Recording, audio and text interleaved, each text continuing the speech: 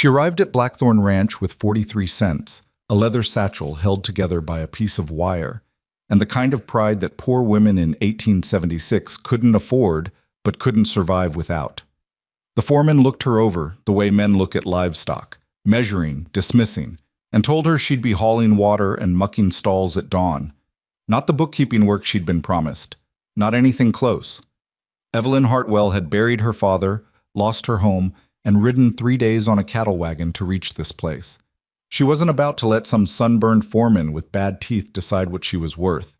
If this story speaks to you, like it and tell me what city you're watching from. I want to see how far this journey travels. The wagon that carried Evelyn Hartwell into Sweetwater County smelled of cattle dung and tobacco spit, and the driver hadn't spoken a word to her in 6 hours. That suited her fine. She wasn't in the mood for conversation. She was in the mood for surviving. It was late September 1876, and the Wyoming Territory looked nothing like what she'd imagined back in Boston. She'd pictured wide-open beauty, the kind of landscape people put in paintings. What she got instead was flat brown earth stretching to the horizon under a sky so vast it made her feel small in a way that had nothing to do with humility. The grass was the color of old straw. The wind cut sideways and didn't apologize. A hawk circled something dead a quarter-mile off the road, and the driver finally said something. "That's Blackthorn land, starts there." He jerked his chin toward a fence line that ran alongside the road, weathered posts leaning at irregular angles like old men who'd given up standing straight. "How far to the main house?" she asked. "Mile. Maybe 2.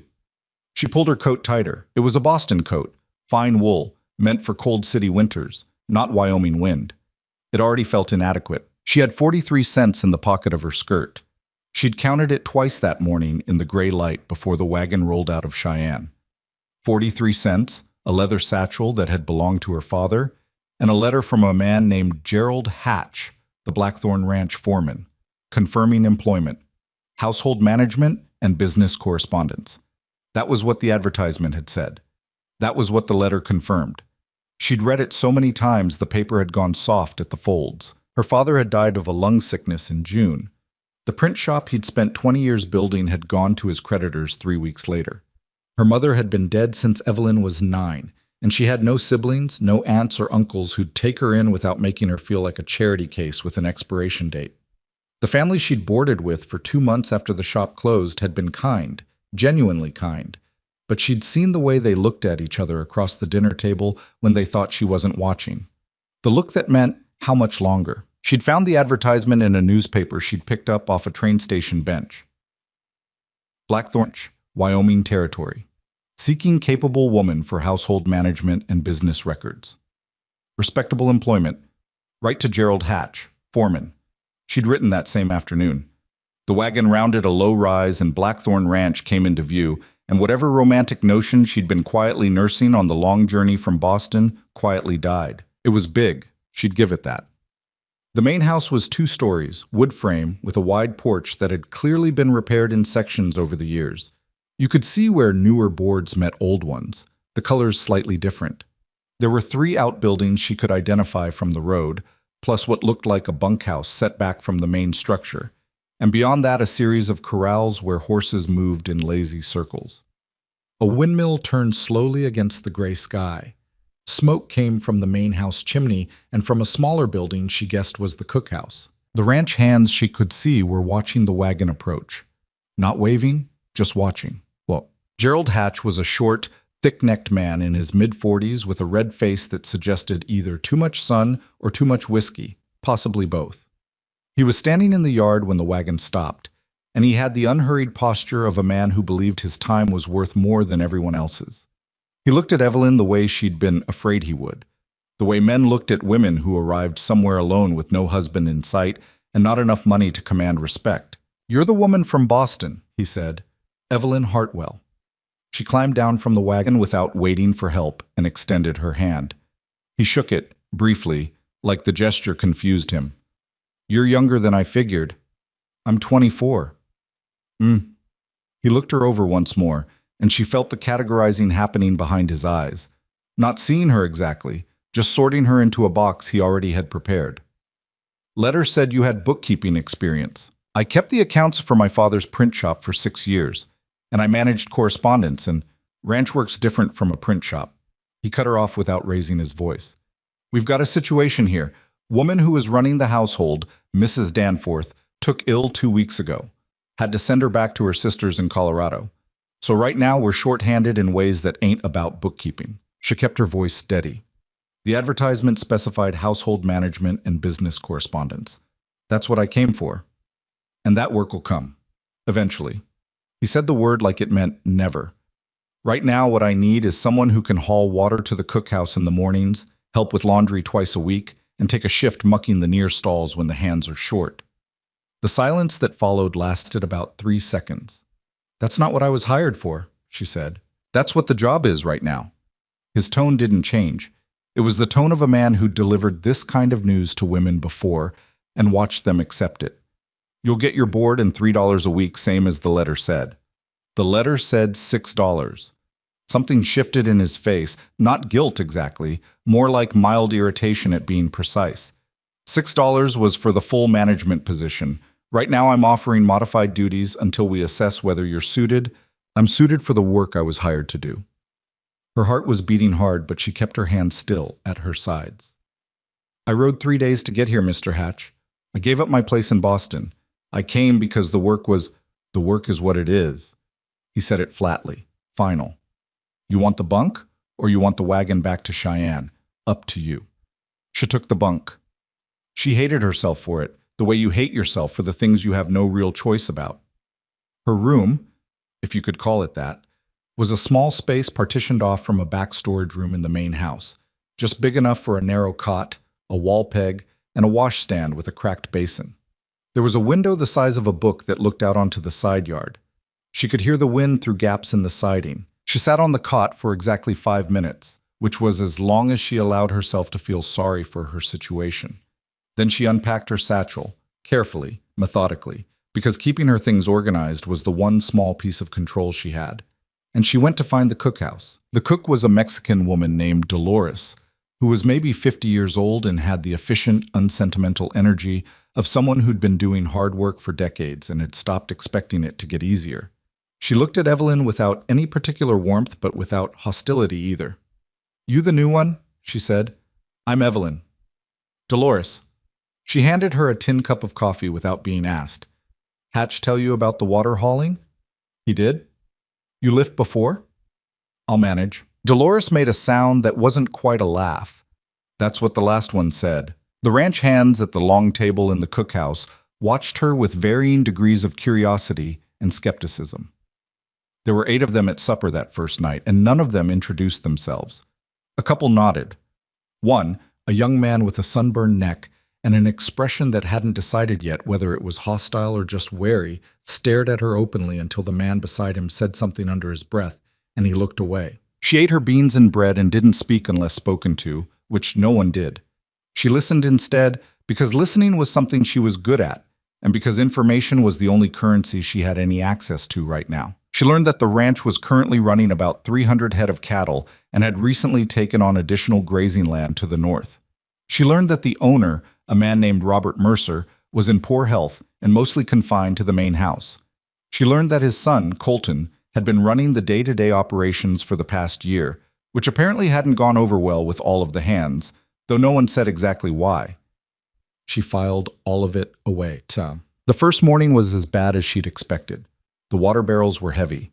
Not just heavy, the kind of heavy that argues with you, shifts on you, makes you recalculate your grip every few steps. She hauled them from the well to the cookhouse in the gray pre-dawn cold, while her Boston coat failed her completely, and her hands, which had spent 6 years managing paper and ink, screamed their objections. She made 4 trips.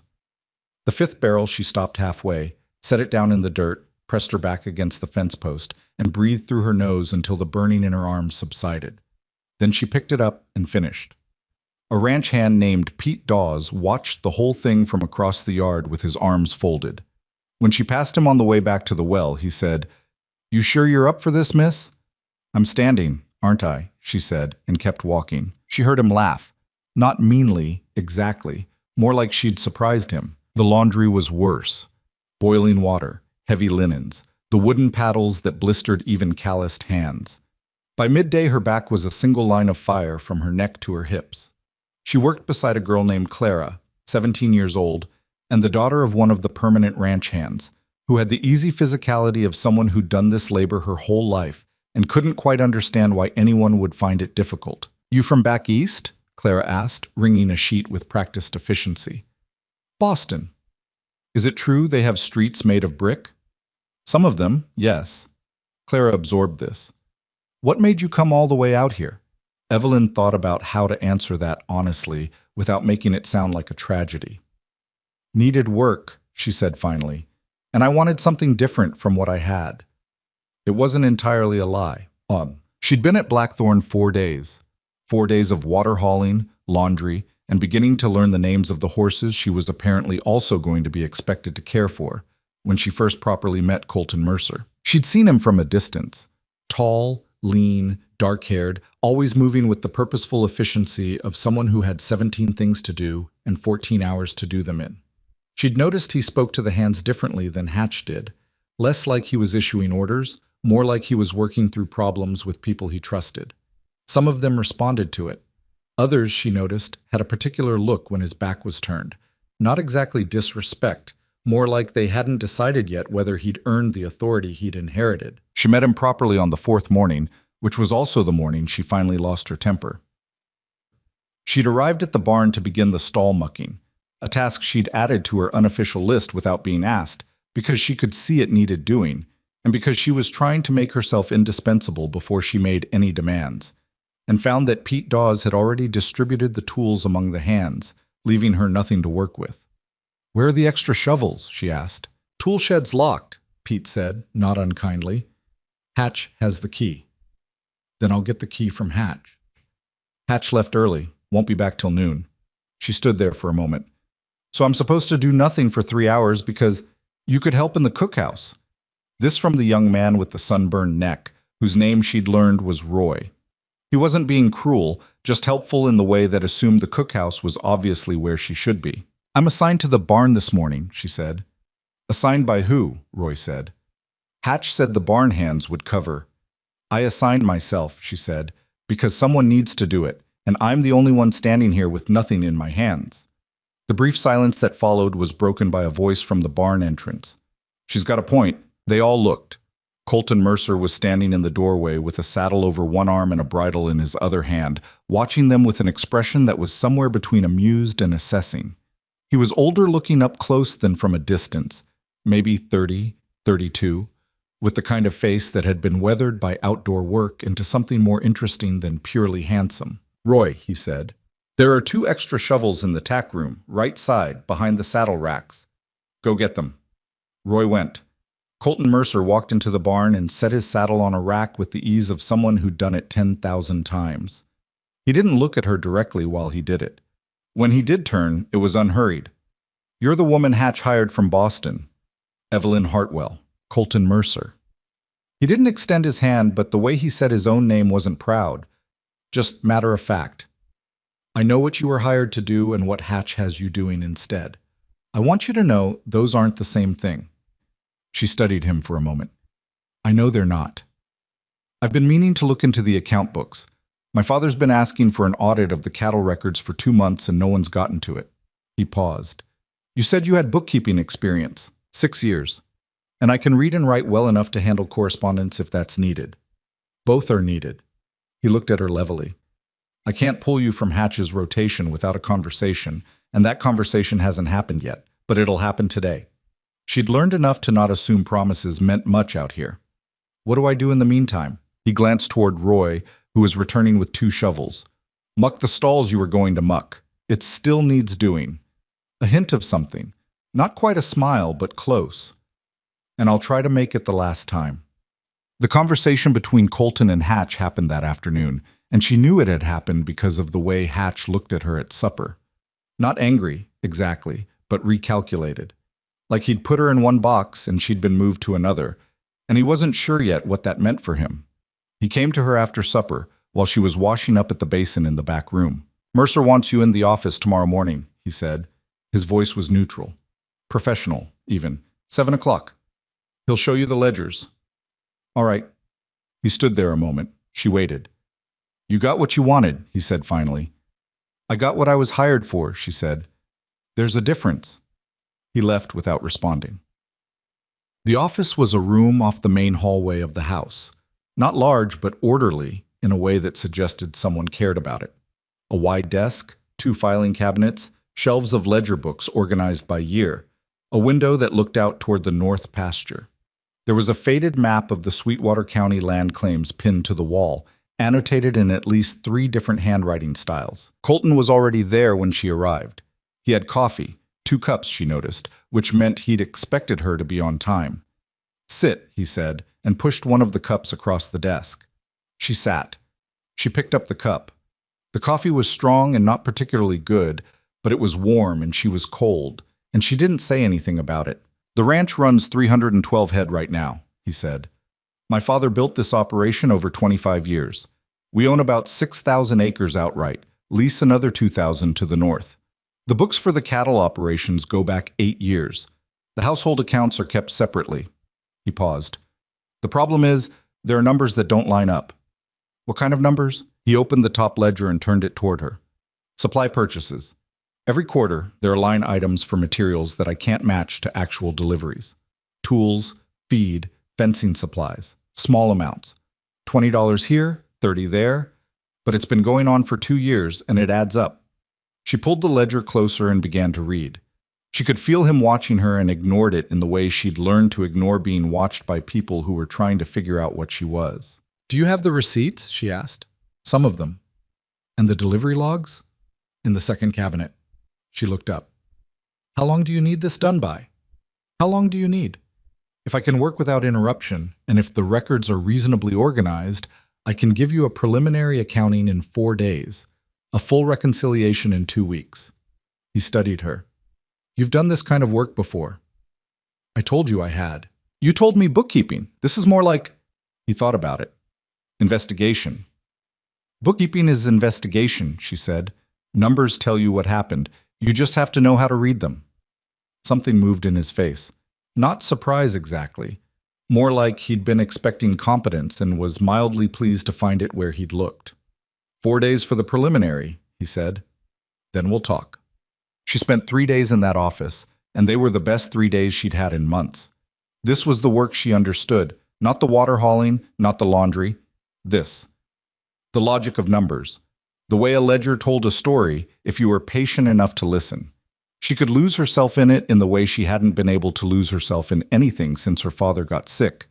That clean, absorbed state where the outside world receded and there was only the problem in front of her. The discrepancies were real. She found them, traced them, cross-referenced them against delivery records, and found the gaps. Supplies ordered, paid for, never received. Or received in smaller quantities than billed. The amounts were modest enough that no single line item would flag itself. That was the cleverness of it. But the pattern was clear once you laid 3 years of records out and looked at them together. Clara brought her meals on a tray the first day, which embarrassed her, but she didn't refuse because she didn't want to lose the momentum of what she was finding.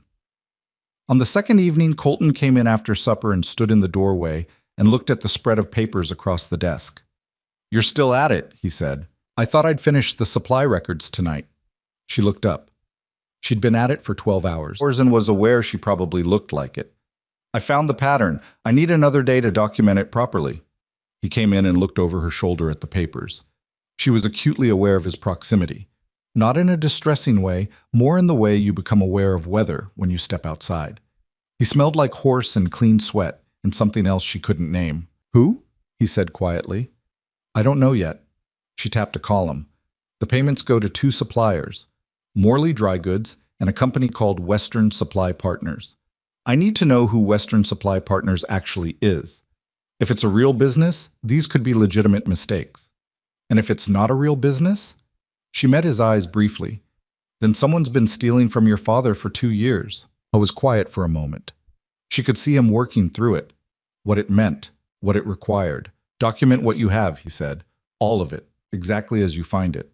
That's what I'm doing. He nodded. He started to leave, then stopped in the doorway. I want you to know, he said, not looking back at her, that I appreciate the care you're taking. Most people... He paused, edited something. Most people would have handed me a number and called it done. I'm not most people, she said. No, he agreed. I don't think you are. She presented her findings to him on the fourth morning with a handwritten report she'd stayed up until midnight finishing. 14 pages, methodical, sourced, annotated with the specific ledger references for every discrepancy she'd identified. He read it at the desk while she stood by the window and watched the north pasture. The horses moved slowly in the cold morning light. She could hear the scratch of his fingers turning pages. When he finished, he was silent for a moment. $260 over 2 years, he said. 263. And some change. Western Supply Partners. He said it carefully, like he was testing its weight. I need to find out who owns this company. The county clerk's office in Cheyenne would have business registration records, if it was registered in Wyoming territory. And if it wasn't, then it probably doesn't exist. He set the report down and looked at her. It was the most direct he'd looked at her yet. Not the assessing look of those first days, but something else. Something that had moved past evaluation into something less easy to categorize. I'm going to need you to keep this between us, he said, until I know who's involved. Of course. I mean it. Not the hands. Not... He stopped. Started again. There are people on this ranch who have been here longer than I've been running it. People who have loyalties that are complicated. I understand. She paused. I haven't told anyone anything. I haven't spoken about the ledgers at all. I know. He said it simply, not as a compliment, but as a fact. I've been paying attention. She noticed that and filed it away with everything else she'd been filing away. The question of Hatch announced itself 3 days later, and not in a way she'd anticipated. She was in the office. She'd been given more or less permanent access to it now, which had caused a noticeable shift in how the hands looked at her, not all of it comfortable. When she heard raised voices from the hallway, not loud enough to make out words, just the tenor of a disagreement that had moved past the polite stage. She kept working. It wasn't her business. 2 minutes later, the door opened and Colton came in, and he had the tight, controlled expression of a man who was actively managing his own anger. He sat down at the edge of the desk and said nothing for a moment. Gerald Hatch has been the foreman of this ranch for 9 years, he said finally. My father trusts him completely. I see. She kept her voice neutral. He came to me this morning with concerns about your presence in the office, about the work you've been doing. What kind of concerns? The kind where he suggested that women reviewing financial records creates unnecessary disruption. He said it flatly, without inflection, which was somehow more telling than anger would have been. And that he has questions about your purpose here. She set her pen down. Does he know what I found? No, I haven't told him. He looked at her directly. But he knows something is going on. He's not stupid. What are you going to do? I was quiet for a moment. She could see him genuinely working through it, not performing deliberation, actually doing it, which she respected. I'm going to protect this investigation, he said, and I'm going to send a letter to the clerk's office in Cheyenne today asking about Western Supply Partners. He paused. And I'm going to make it clear to Gerald that your position here is at my direction, not up for discussion. He won't like that. No. A brief, humorless flicker. He won't. She picked up her pen again. Then we'd better make sure the documentation is thorough enough to speak for itself. He looked at her for a long moment. Yes, he said. We should. The letter from Cheyenne came back in 11 days. Western Supply Partners had been registered in Wyoming territory in March of 1874. The registered owner was a man named Thomas Greer. Thomas Greer was Gerald Hatch's brother-in-law. Colton came to her with the letter. He stood in the office doorway and read her the relevant section without preamble, his voice steady and careful. When he finished, she waited. I have to tell my father, he said. Yes. He's going to... He stopped. Started differently. This is going to hurt him. Gerald's been with this ranch since before I was grown. My father considers him... He shook his head. This is going to hurt. I'm sorry, she said, and meant it. Not sorry she'd found it. She'd had to find it. She'd been right to find it. But sorry for the particular pain that comes from being betrayed by someone you trusted completely, which was a pain she knew something about. He looked up at her. You've done nothing wrong. You did exactly what you were supposed to do. I know. I wanted to make sure you knew that I know. He said it like it mattered to him that she understand the distinction. Whatever happens next, with Hatch, with my father, with the ranch, you did the work right. It was the kind of thing that shouldn't have moved her as much as it did. She'd spent months being invisible, being told she was useful only for labor that anyone could do, being looked through by men who'd already decided what she was before she opened her mouth.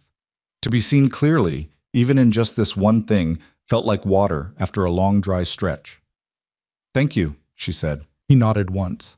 Then he went to have the conversation with his father, and she sat at the desk and stared at the north pasture through the window for a long time, thinking about things she wasn't ready to name yet.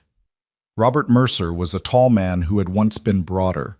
The illness had been taking weight from him for 2 years, and it showed in the way his clothes hung and in the gaunt set of his face. But there was still something substantial about him, the bearing of a man who'd built something large from nothing and knew it. Colton brought her to meet him the evening after the letter arrived. She hadn't asked to come. He'd asked her to accompany him, and she'd understood that he wanted her there as a witness, possibly as a kind of anchor. Robert Mercer sat in a high-backed chair by the fireplace in the main room. He looked at Evelyn with sharp, tired eyes. "My son tells me you're the one who found this," he said. No preamble.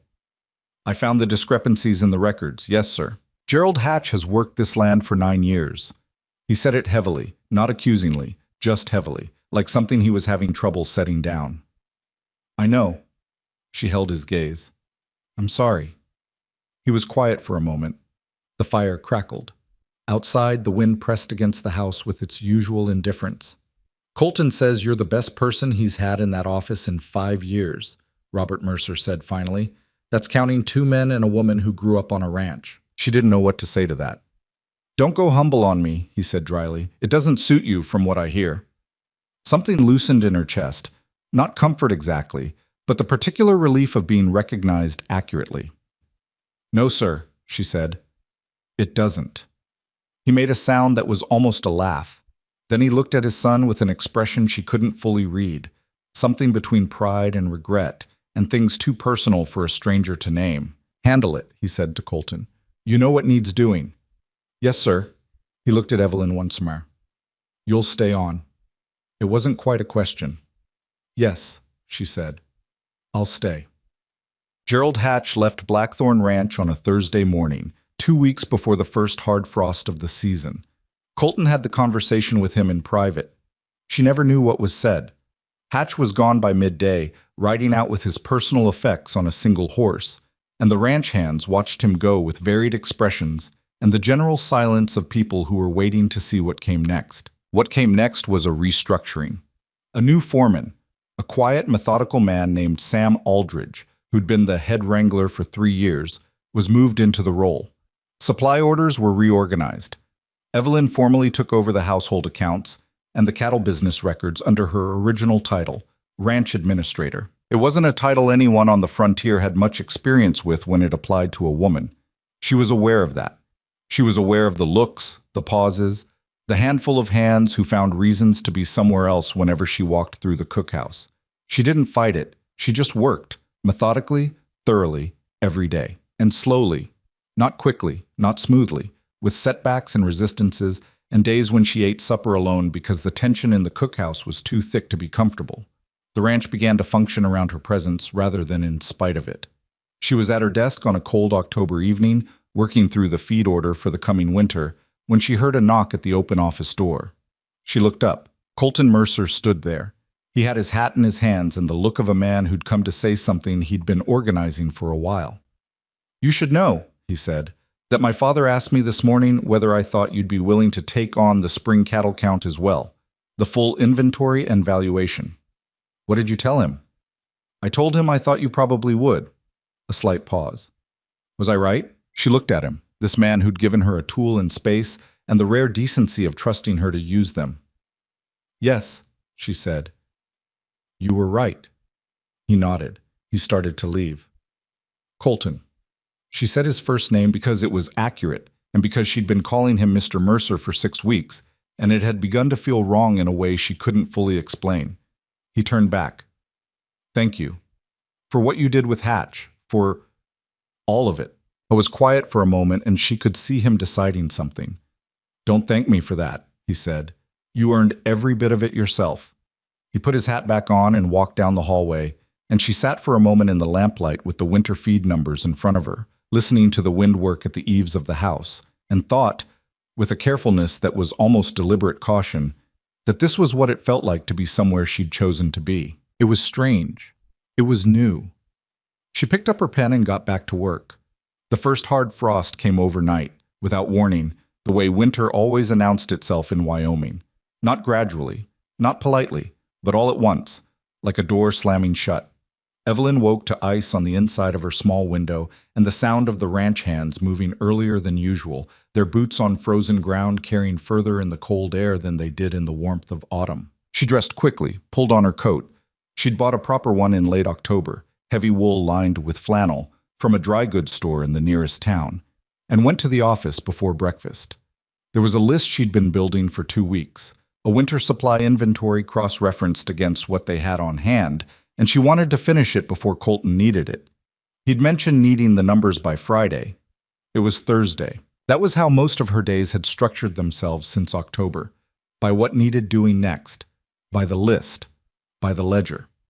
It was a rhythm she'd learned to rely on, not because it was comfortable, but because it kept her from thinking too much about the other things. The loneliness, for instance. The particular ache of being respected by people who still wouldn't quite call you a friend.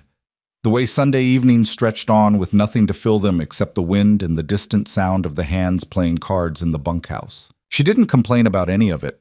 Complaining required an audience willing to listen, and she hadn't built that yet. What she had built was a working order. The accounts were clean, properly organized for the first time in what she estimated was 3 years. The supply chain was documented. The cattle records were up to date.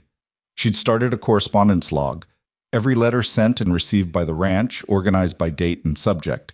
Because the previous system, which was essentially a pile of paper in a wooden crate, had already cost the ranch one missed debt payment and nearly cost them a grazing lease. Sam Aldridge, the new foreman, had taken to coming to her with questions. Not often, and never about anything that could be read as an admission that a woman might know something he didn't, but regularly enough to mean something. He'd stop at the office door in the evenings with a specific question. What did we pay for that load of fence posts last spring? Or is there a contract on record for the Hendricks grazing arrangement?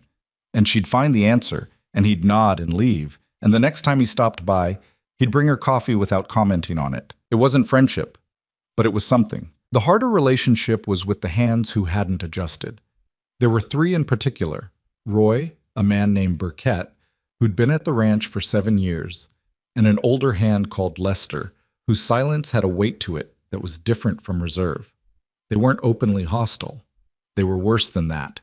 They were consistently, methodically dismissive, in the small ways that are harder to address than open confrontation. Questions directed past her to Aldridge, even when she was the one who held the relevant records. Conversations that stopped when she walked in and resumed when she left. The specific blankness men wear when they've decided a person doesn't warrant acknowledgement. She kept working. It was all she knew how to do. Colton noticed because he noticed most things about the ranch. He came to her one afternoon in early November, closed the office door, which he rarely did, and sat down across the desk from her. Burkett asked me yesterday why we're paying a woman to do work that could be done by a man, he said, without preamble. She looked up from the ledger. What did you tell him? I told him we're paying you to do work that wasn't being done by anyone. He said it evenly, without drama. And that if he had a specific professional complaint about the quality of the work, I'd hear it. Otherwise, the conversation was over. She was quiet for a moment. Did he have a specific complaint? No? Then that was the right answer. She paused. I appreciate you telling me. I told you because you should know where things stand, not to reassure you. He leaned back slightly. You don't seem like someone who needs reassuring. Everyone needs it sometimes. He considered that, and she saw something move in his expression that she'd been noticing more often lately. A kind of careful attention, like he was recording things. Like her words went somewhere specific in him rather than just washing past. How are you finding the winter? He asked. It was a different kind of question than he usually asked her. Personal, almost. She set her pen down. Cold, she said. Different from Boston? Boston is cold. This is... She thought about how to say it. Boston cold is an inconvenience. This is something you negotiate with. He looked like he almost smiled. That's a good way to put it. I've been thinking about the spring cattle count, she said, because she was uncertain what to do with the softness of this conversation and defaulted to work. If we standardize the notation system this winter, the count itself will go faster. I've been looking at the old records, and every year they use a different system, which makes year-over-year comparison. Evelyn. He said her name with a quiet firmness, not unkind. She stopped. The count can wait until after supper. She looked at him. He looked back. The fire in the office stove popped once. All right, she said. The silence that followed wasn't uncomfortable, which surprised her. She'd expected to fill it, to default to something useful. She didn't. He didn't. The wind pressed against the window and the lamp threw its small circle of warmth, and for a few minutes neither of them said anything, and it was strange. Not bad strange. The other kind. Then he stood and put on his hat and said he'd see her at supper, and left. She sat for a moment after the door closed and did what she always did when something happened she wasn't ready to examine. She picked up her pen and went back to work. The drought started as a rumor in November and became a fact by December. It hadn't snowed enough. The hands all said it, with the resigned certainty of people who'd watched enough winters to read the signs. The snowpack in the hills was thin. The creek levels were already lower than they should be for the season. Without a wet winter, spring would be lean, and a lean spring meant a brutal summer for the cattle. Colton rode out with Aldridge most mornings to assess the grazing land, and she could track the news in his face when he came back. Not dramatics. He wasn't a man who wore his worry loudly, but a tightening around his eyes, a particular set to his jaw that she'd learned to read like another kind of ledger. The conversations at supper grew more practical and more grim in equal measure. Water rights came up repeatedly. Which neighbors held them? Which were disputed? Whether the northern creek could be relied on if the southern one ran low. There was a rancher named Pierce Whitmore who held a water rights claim upstream that the Mercers had been in quiet disagreement with for years. Now quiet was becoming less practical. Whitmore's been diverting from the upper creek, Aldridge said one evening, not quite under his breath. Not legally, just gradually. Gradually is how people steal things they can't take outright, Evelyn said. Several heads turned. She was aware she'd said it more directly than was diplomatic for the supper table. Colton looked at her from the far end. You know water law? I know theft, she said. The legal question is whether the diversion violates the original claim. What does your father's original deed say about the creek? I'd have to look. I can look, she said. Do you have the original land documents? Hein did. They spent 2 evenings going through them together. The original land grant, the water rights documentation, the various amendments and neighbor agreements that had accumulated over 20 years of a ranch's life. It was detailed, painstaking work, and Colton sat across from her at the desk and read when she handed him documents and asked her questions that were specific and useful. She found what they needed on the second evening. A clause in the original creek use agreement, signed by both parties in 1859, that specified flow minimums and prohibited upstream diversion during drought conditions. It had been largely forgotten. The relevant document was buried in a folder marked Correspondence 1858 to 1861 that had apparently not been opened in a decade. There it is, she said, and pushed it across the desk. He read it again, looked up at her. Whitmore's lawyers are going to say this is outdated. Lawyers say what they're paid to say. What does the document say? He almost smiled. You'd have made a good lawyer. I'd have made a terrible lawyer. I don't have the patience for arguments I know are wrong. She tapped the document. Make a copy of this. 2 copies. Send one to your father's attorney in Cheyenne tonight if you can. He nodded, and she saw the relief in it. Not relief that the problem was solved, because it wasn't, but the particular relief of having something solid to hold against uncertainty, of knowing where you stood. Thank you, he said. It was in a folder. Lots of things are in folders, he said. Most people don't find them. She wrote the letter to the Cheyenne attorney herself, because Colton asked her to. It was the first formal legal correspondence she'd drafted on behalf of the ranch, and she took care with it. Precise language, specific references, no emotional inflation, just the facts as clearly as she could arrange them. He read it over when she finished and handed it back without changes. You wrote exactly what needed to be said, he told her. That's what good correspondence does. Where'd you learn to write like that? My father. She paused. The word still landed differently than it used to, with a weight she had to brace slightly against. He ran a print shop. He believed that how you put words together says as much about your thinking as the words themselves. She looked down at the letter. He made me rewrite every piece of correspondence I drafted until it said exactly what I meant and nothing else. He sounds like a precise man. I was. She folded the letter. He was also occasionally wrong about things and stubborn about it, and he told the same 3 stories so many times I could recite them before he got to the end. She looked up. But mostly he was good. Colton was quiet for a moment. When did he die? June. She said it without softening it, because softening it didn't help. Lung sickness. It took about 8 months from when we knew. I'm sorry. I was the kind of person who would have found Wyoming interesting, she said. He liked things that were complicated. She handed him the letter. That's the attorney copy. I have a second for our records. He took it. He held it for a moment without moving toward the door. My mother died when I was 12, he said. She hadn't asked. He offered it, and she understood it as what it was, the giving of a thing to balance the receiving of one. She was the one who kept the household accounts before that. My father never really... He stopped. He's a good man. Business is something he understands. The paper side of things is not. That's not uncommon. No. He looked at the letter in his hand. She would have liked you, I think. It was an honest thing to say, and caught her slightly off guard by its honesty. She didn't know what to do with it. I'll take that as a compliment, she said. It is one. He left, and she filed the second copy of the letter in the correspondence log, and she did not think about what he'd said for the rest of the evening. Or she tried not to. She was less successful than she would have liked.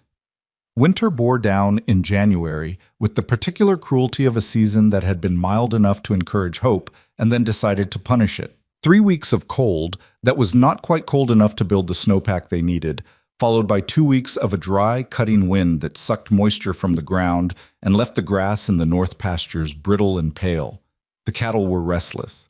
2 horses came up lame in the same week, which Aldridge said was the cold, but which felt like an omen to the hands, who were starting to have the drawn look of people waiting for the next bad thing. And then the cookhouse roof partially collapsed under ice weight on a Tuesday morning, while Dolores was thankfully not inside it, and everything stopped being theoretical. Evelyn heard the sound from the office, a deep, tearing crack followed by a crash, and was out the door before she'd consciously decided to move. She reached the cookhouse a few steps behind 2 ranch hands and found Dolores standing in the yard, looking at the wreckage with the composure of a woman who had been through worse. I was outside getting wood, Dolores said, to no one in particular. The collapse had taken out the northeast corner of the building, including the section with the main stove. The beams were salvageable, but the roof structure was gone over roughly a third of the space, and with temperatures below freezing, it couldn't wait. Colton was there within minutes. He stood at the edge of the damage and looked at it with that measuring quality he had, cataloging, calculating, while around him the hands argued about whether it was faster to bring in a carpenter from town or do it themselves. I'll start on the repair list, Evelyn said to him, quietly, because she could see he was thinking. He looked at her. Do that, and figure out where we're feeding people in the meantime. The main house had a kitchen used only by the household, herself, the Mercer family, when Robert was well enough, occasional guests. She walked back to it, looked at the size of the stove, the workspace, the larder. Dolores, she called back to the yard, come look at this with me. Dolores came. They stood in the household kitchen together, and Dolores turned slowly and assessed it with the professional skepticism of a cook who is being offered something inadequate and knows it. It's tight, Dolores said. I know. I can feed maybe 12 people at a time from this, not 20. We'll do 2 sittings. That's twice as much work. Yes. Evelyn paused. I'll help. Dolores looked at her, not unkindly, but with the frank directness of someone who'd watched this woman haul water in a Boston coat and wasn't about to pretend that had gone well. You cook? I can chop, and I can carry things. Dolores made the same sound she'd made on Evelyn's first day. Not quite a laugh. All right. She turned back to the household kitchen and began moving things around with the purposeful efficiency of a woman who'd decided something and was acting on it. 2 sittings. Hands first, then the house. I'll tell Colton. You do that. It was a small thing. It was also not a small thing. Evelyn made her way back through the cold to where Colton stood reviewing the repair with Aldridge, and she reported the plan, and he listened to the whole thing without interrupting. And when she finished, he said, "Good thinking. That should have been enough." It was enough. And yet she found, walking back to the main house with her list of what needed ordering and who needed contacting, that the simple phrase had settled somewhere warm in her chest and stayed there. And she thought, with the same cautious deliberateness she'd been applying to a number of things lately, that she was in considerably more trouble than she'd originally anticipated. The cookhouse repair took 3 weeks, which was 1 week longer than Colton had estimated, and 3 days longer than the carpenter he'd brought from town had promised. By the end of it, Evelyn had spent more time in the household kitchen than in the office, which had reorganized a number of things she'd taken for granted. She ate with Dolores most evenings, after the 2 sittings were done and the kitchen was cleaned. Dolores was not a talkative woman, but she was a consistent one, and consistency was something Evelyn had been starved of without knowing it. "You're not what I expected," Dolores told her one evening over the last of the coffee. "What did you expect? Someone who'd leave by Christmas." She said it plainly, without apology. "Women from back east, they come out sometimes. Think the frontier is a different kind of life. And it is. But it's not the kind they were thinking of." She shrugged. "Most go home. I don't have a home to go back to." "That's not why you stayed, though." Evelyn looked at her. "No," she said, "it's not." Dolores nodded once, like this confirmed something. She didn't press it. That was the thing about her. She asked the question that mattered, and then let you alone with the answer, which was more respectful than most people managed. The truth was that Evelyn had stopped thinking of leaving sometime in November and hadn't fully noticed until now.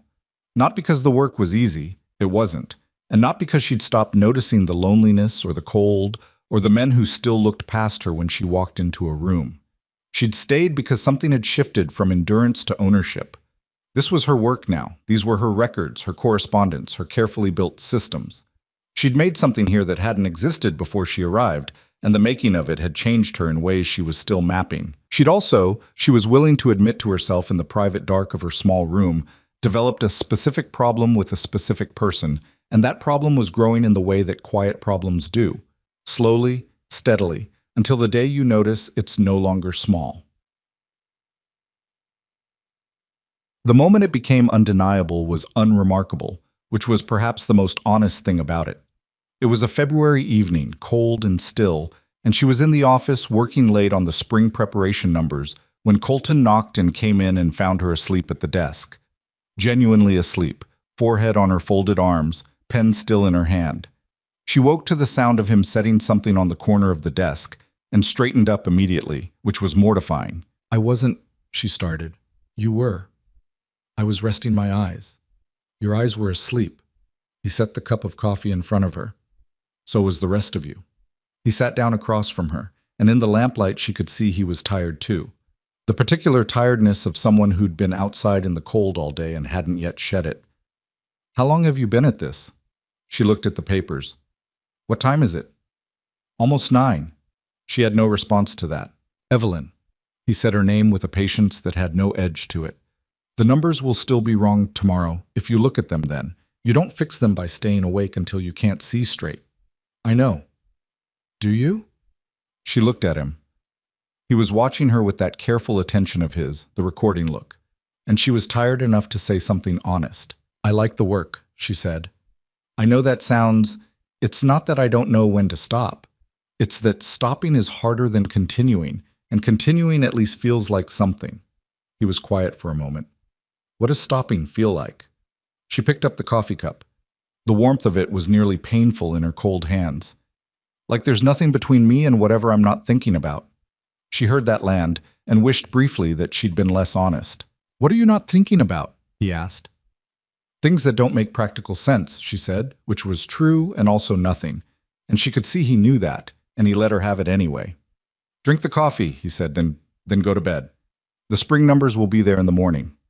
"You brought me coffee," she said. Not an accusation, just noting it. "Dolores told me you'd been in here since 3. "You could have sent anyone." "I could have," he agreed, and he didn't look away when he said it, and she thought, carefully, with full awareness of how carefully she needed to think about this, that they had arrived somewhere neither of them had explicitly agreed to travel toward, and that she had absolutely no idea what to do about it. She drank the coffee. He stayed until she had, and then they walked out of the office together in the quiet of the house, and at the hallway where their paths divided. She said goodnight, and he said goodnight. And she went to her room and lay on the narrow cot in the dark and listened to the wind and thought about impractical things for a very long time before she finally slept. Spring arrived reluctantly, the way it does in Wyoming, grudgingly, by degrees, the cold not surrendering so much as retreating.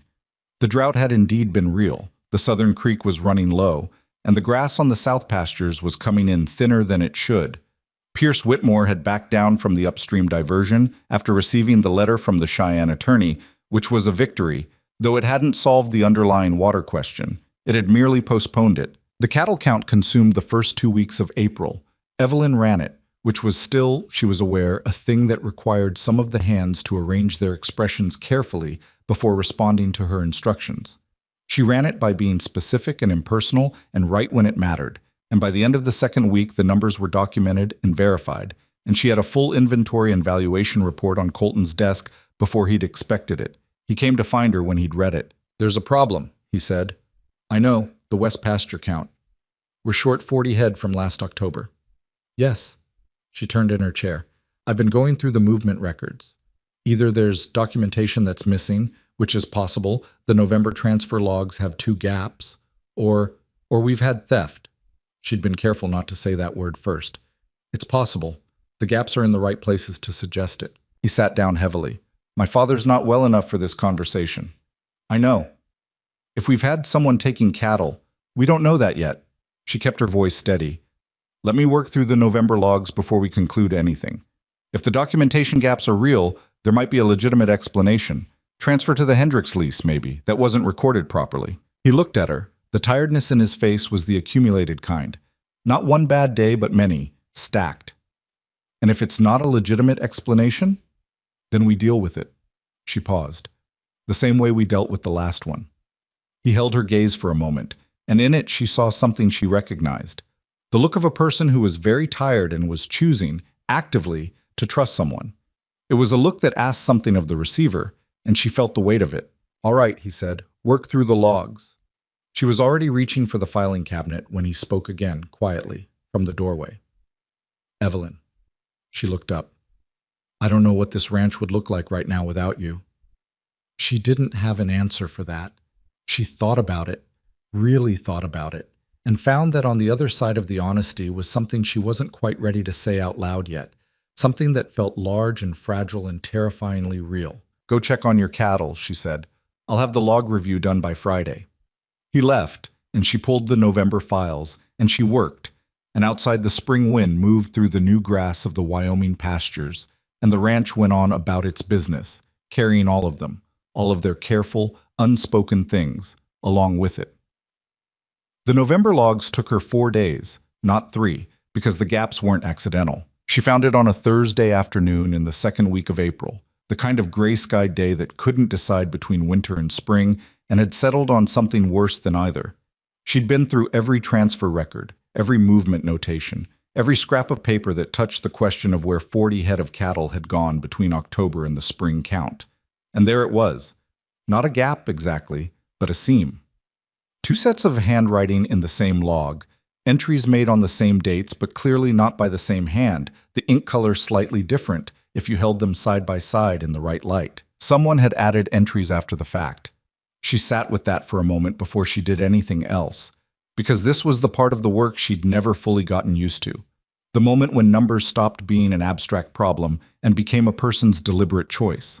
Someone had sat down with this log and written false entries and done it carefully enough to pass a casual inspection. That required time.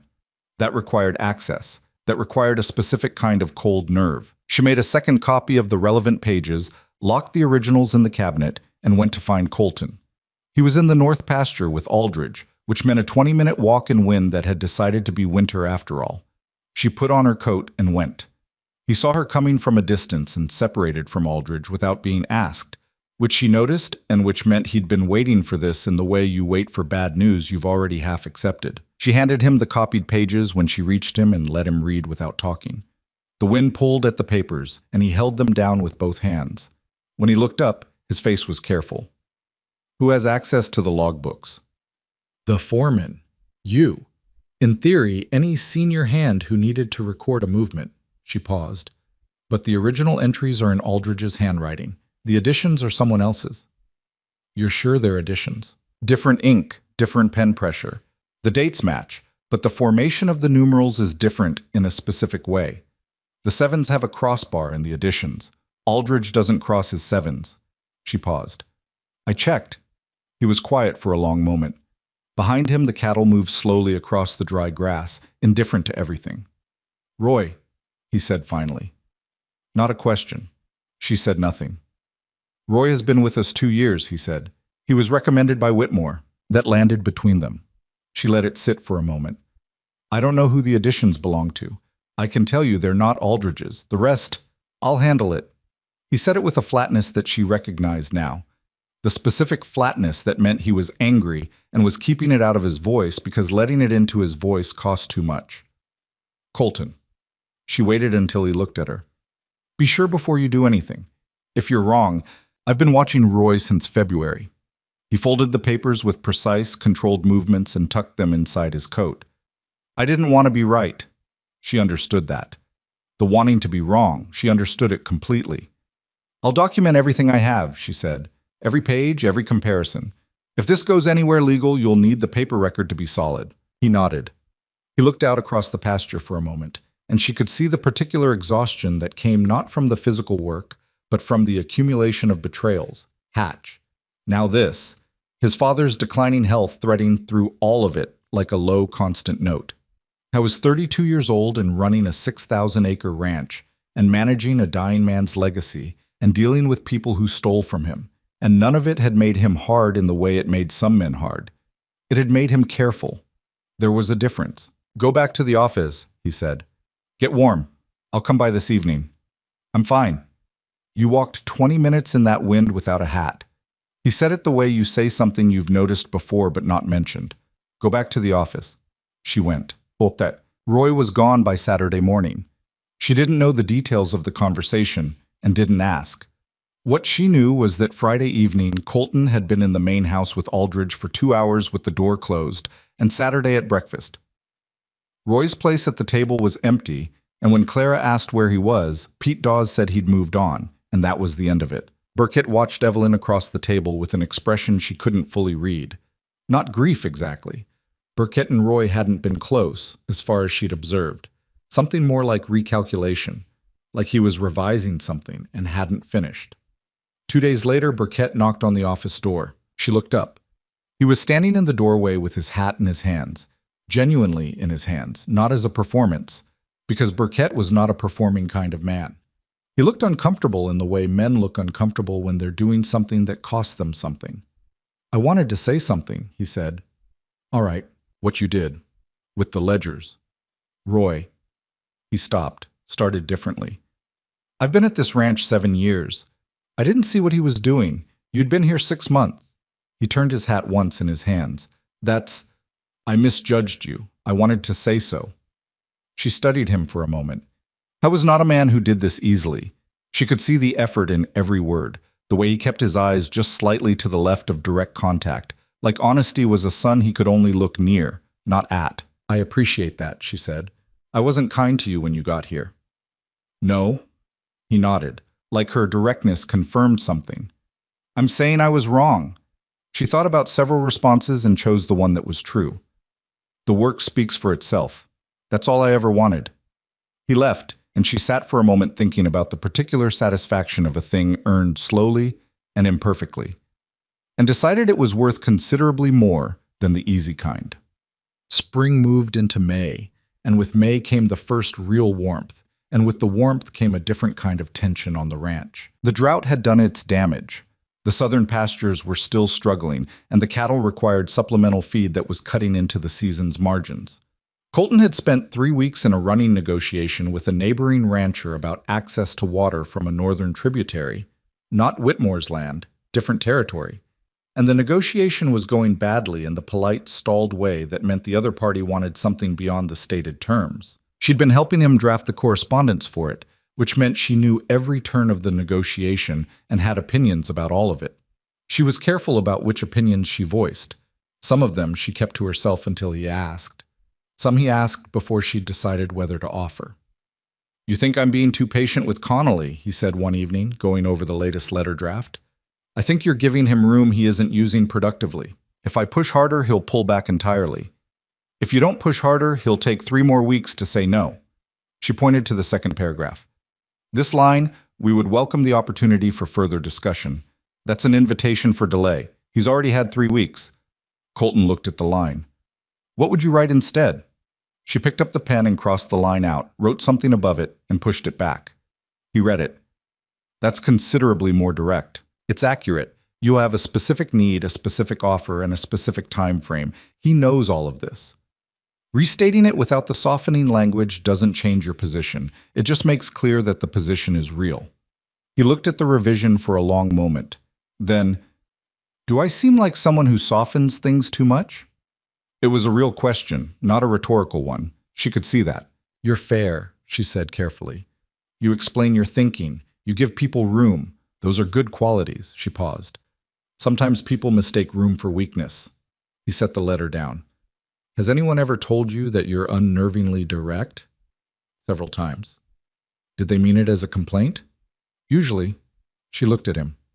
"Did you?" The question landed in the small space between them, and he looked at her for a moment with that attention of his, the full, specific, not looking away kind, and said, "No." The evening had gone quiet around them, the ranch settling into its nighttime rhythms outside the window. She was aware of the smallness of the office, the two of them in it, the lamp's limited reach. "Send the letter as I revised it," she said, and picked up her pen again. "See what he says?" Connolly agreed to terms 10 days later. It wasn't everything Colton had wanted, but it was enough. Enough water access to carry the herd through the summer if they managed the rotation carefully. He told her over supper, in front of the hands, and she noticed the looks that passed around the table. Not hostile anymore, mostly, just aware. Taking note. Clara caught her eye from across the table and smiled. It was Dolores who said it out loud first, which was both surprising and not at all. They were in the household kitchen on a Sunday afternoon in early June, Evelyn doing the correspondence she'd pushed back all week, Dolores making bread with the focused quiet of someone doing a thing they'd done 1,000 times. The house was mostly empty. The hands had a half day, Robert Mercer was resting, Colton had ridden out to the east fence line after the morning's work. "He watches you," Dolores said, not looking up from the dough. Evelyn didn't look up from her letter. "Most people watch the person they're talking to." "He watches you when you're not talking." Evelyn continued writing. The sentence she was in the middle of refused to finish itself properly. "Dolores, I'm not asking you anything." Dolores shaped the dough with efficient, unsentimental hands. "I'm just saying what I see." "What you see is a working relationship. What I see is a man who brought a woman coffee at 9 at night in February and then stood in her doorway for 40 minutes before he found a reason to leave." She paused. "I know because I was up with a sick stomach and I heard him." Evelyn set down her pen. "He's my employer," she said. "Robert Mercer is your employer. Colton is—" Dolores appeared to consider. "Something else." She picked her pen back up. "This is not a useful conversation." "Maybe not." Dolores covered the dough with a cloth. "But useful isn't the only kind." Evelyn stared at her letter. The sentence still wouldn't finish. The honest answer, the one she kept folded away in a place she didn't visit often, was that Dolores was right, and she knew it, and had known it for months. She'd known it the night he brought the coffee. She'd known it in the cold north pasture when he'd told her he hadn't wanted to be right about Roy. She'd known it in a dozen smaller moments that she'd been filing away under irrelevant and impractical and not the point, and the folder had gotten very full. The practical objections were real, and she held on to them deliberately. She was an employee. He was the man who would one day own this ranch. The social geography of those two positions, in 1877, in Wyoming Territory, in a world that had very specific expectations about the directions in which attachment was permissible. It was not a simple thing, not a thing you walked into without knowing what it might cost. She thought about what it might cost. She picked up her pen and finished the letter. Robert Mercer died on a Wednesday in the second week of June. It wasn't unexpected. They'd known it was coming, and the knowing had given the ranch a particular quality for the past several weeks, a held-breath quality, everything continuing, but all of it braced. He'd been mostly confined to bed since April, and Colton had taken to sitting with him in the evenings, and sometimes when she passed the hallway, she could hear the low murmur of their conversation, and she made sure to pass quietly. He died in the early morning before the ranch was awake, which was perhaps how he'd wanted it. Robert Mercer had not, from everything she'd observed, been a man who wanted to be witnessed in vulnerability. Colton came to her office that morning. He looked tired in a way that was different from his usual tiredness, older, settled, like something had shifted in his weight. He sat down across from her and didn't say anything for a moment. "I'm sorry," she said. He nodded. He turned his hat in his hands. The same gesture she'd seen Burkett make, she realized, this particular male expression of not knowing what to do with your hands when you're feeling something. "He asked about you," Colton said finally. "Last week. He asked if you were staying." She hadn't known that. She waited. "I told him yes." He looked up. "Was I right?" She thought about what the question contained. All of it. The ranch, the work, the conversation she hadn't had with herself yet. The one with him she hadn't had either. "Yes," she said. "You were right." He nodded again and sat for a while longer, and she didn't fill the silence, and that was the right thing to do, so. The month after Robert Mercer's death was one of the harder ones, in the quiet, administrative way that death creates work for the living. Probate deeds, accounts, notifications. There was a great deal of paper involved in the transfer of a ranch from one owner to the next, and she handled most of it, because that was her job and because Colton was managing everything else. He was also managing the resistance. It came from outside more than inside now. 3 neighboring ranchers, men who'd had cordial working relationships with Robert Mercer, had taken Colton's formal assumption of ownership as an occasion to revisit various agreements with a skepticism they hadn't shown his father. One challenged a grazing boundary that had been settled for a decade. Another let an annual payment arrangement lapse, and when contacted, expressed uncertainty about whether the prior arrangement had been properly formalized. She watched Colton navigate it. He was good at it, better than he'd been in the winter, she thought, more certain of his own ground. But it wore on him. She could see it in the evenings, the specific tiredness of a man who'd spent all day being tested and hadn't been able to stop being tested long enough to rest. One evening in late July, she found him on the porch after supper, sitting on the steps with a coffee cup he'd largely forgotten about, looking out at the north pasture in the long summer light. She sat down on the step beside him, not at a deliberate distance, not pressed close, just beside him, in the natural way of 2 people who had been working alongside each other for 10 months and had stopped performing their distance. "The Harlan letter," she said. "I drafted a response. It's in the office when you want it." "Tomorrow," he said. "Tomorrow." They sat. The north pasture went gold in the evening light. A pair of hawks turned slow circles above the far tree line. "My father built this from nothing," Colton said. He wasn't really talking to her. Or not only to her, came out here in 1851 with 2 horses and a plan. Spent 25 years making it into something. He paused. "And now I have men who knew him questioning whether they should bother honoring what he built." "They're testing you," she said. "It's not about your father." "I know. When they find out you don't move, they'll find another test." He looked at her sideways. "I'm not naive about it." "No?" She paused. "You're not naive about most things." He turned slightly to look at her more directly, and she held it, and the evening light was doing something specific to the quality of the air between them. Warm, clear, with that particular stillness that Wyoming evenings sometimes had, when the wind stopped and the land went quiet, and you could hear the grass. "Evelyn," he said. "Colton." He almost smiled at that, at her using his name immediately back, which was something she'd been doing for months without quite realizing it had become a thing. "I need to ask you something," he said.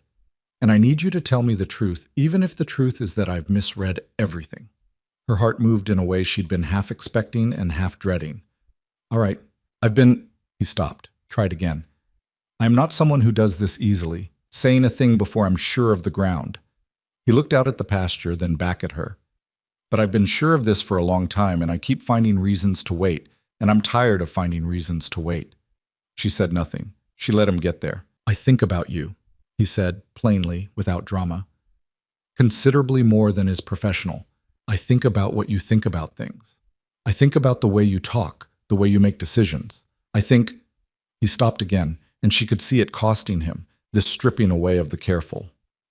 I think I have been falling in love with you since February, and I don't know what to do about it, except stop pretending I'm not. The honesty of it was so clean and so unadorned that it sat between them for a moment before she could do anything with it.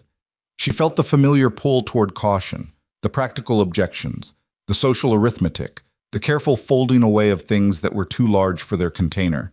She felt all of it, and then she thought about the water hauling and the ledgers and the roof collapse and the letter about the creek and the coffee at 9 in the evening and 43 cents in her pocket on a wagon in the middle of Wyoming. And she thought about what her father used to say about words that only mean something when you actually say them. Colton, she said, and her voice came out steady, which surprised her. I've been in love with you since the North Pasture in November, when you stood in the cold and told me you didn't want to be right about something that was hurting you, and I didn't say anything because I didn't know how to say it, and because I was afraid. He looked at her. I'm still afraid, she said. I want you to know that. This isn't something I know how to do. And there are things that are complicated about it that aren't going to become uncomplicated just because we've said them out loud. I know, he said. The hands will... I know. The neighboring ranchers will use it against you, the ones who are already... Evelyn. He said her name with a quietness that stopped her. I know all of it. I've been thinking about all of it for months. He paused. I'm asking you if you want to face it, not whether it's simple. She looked at him. This man who'd given her a shovel and a ledger and the rarest thing, which was the simple dignity of being seen accurately.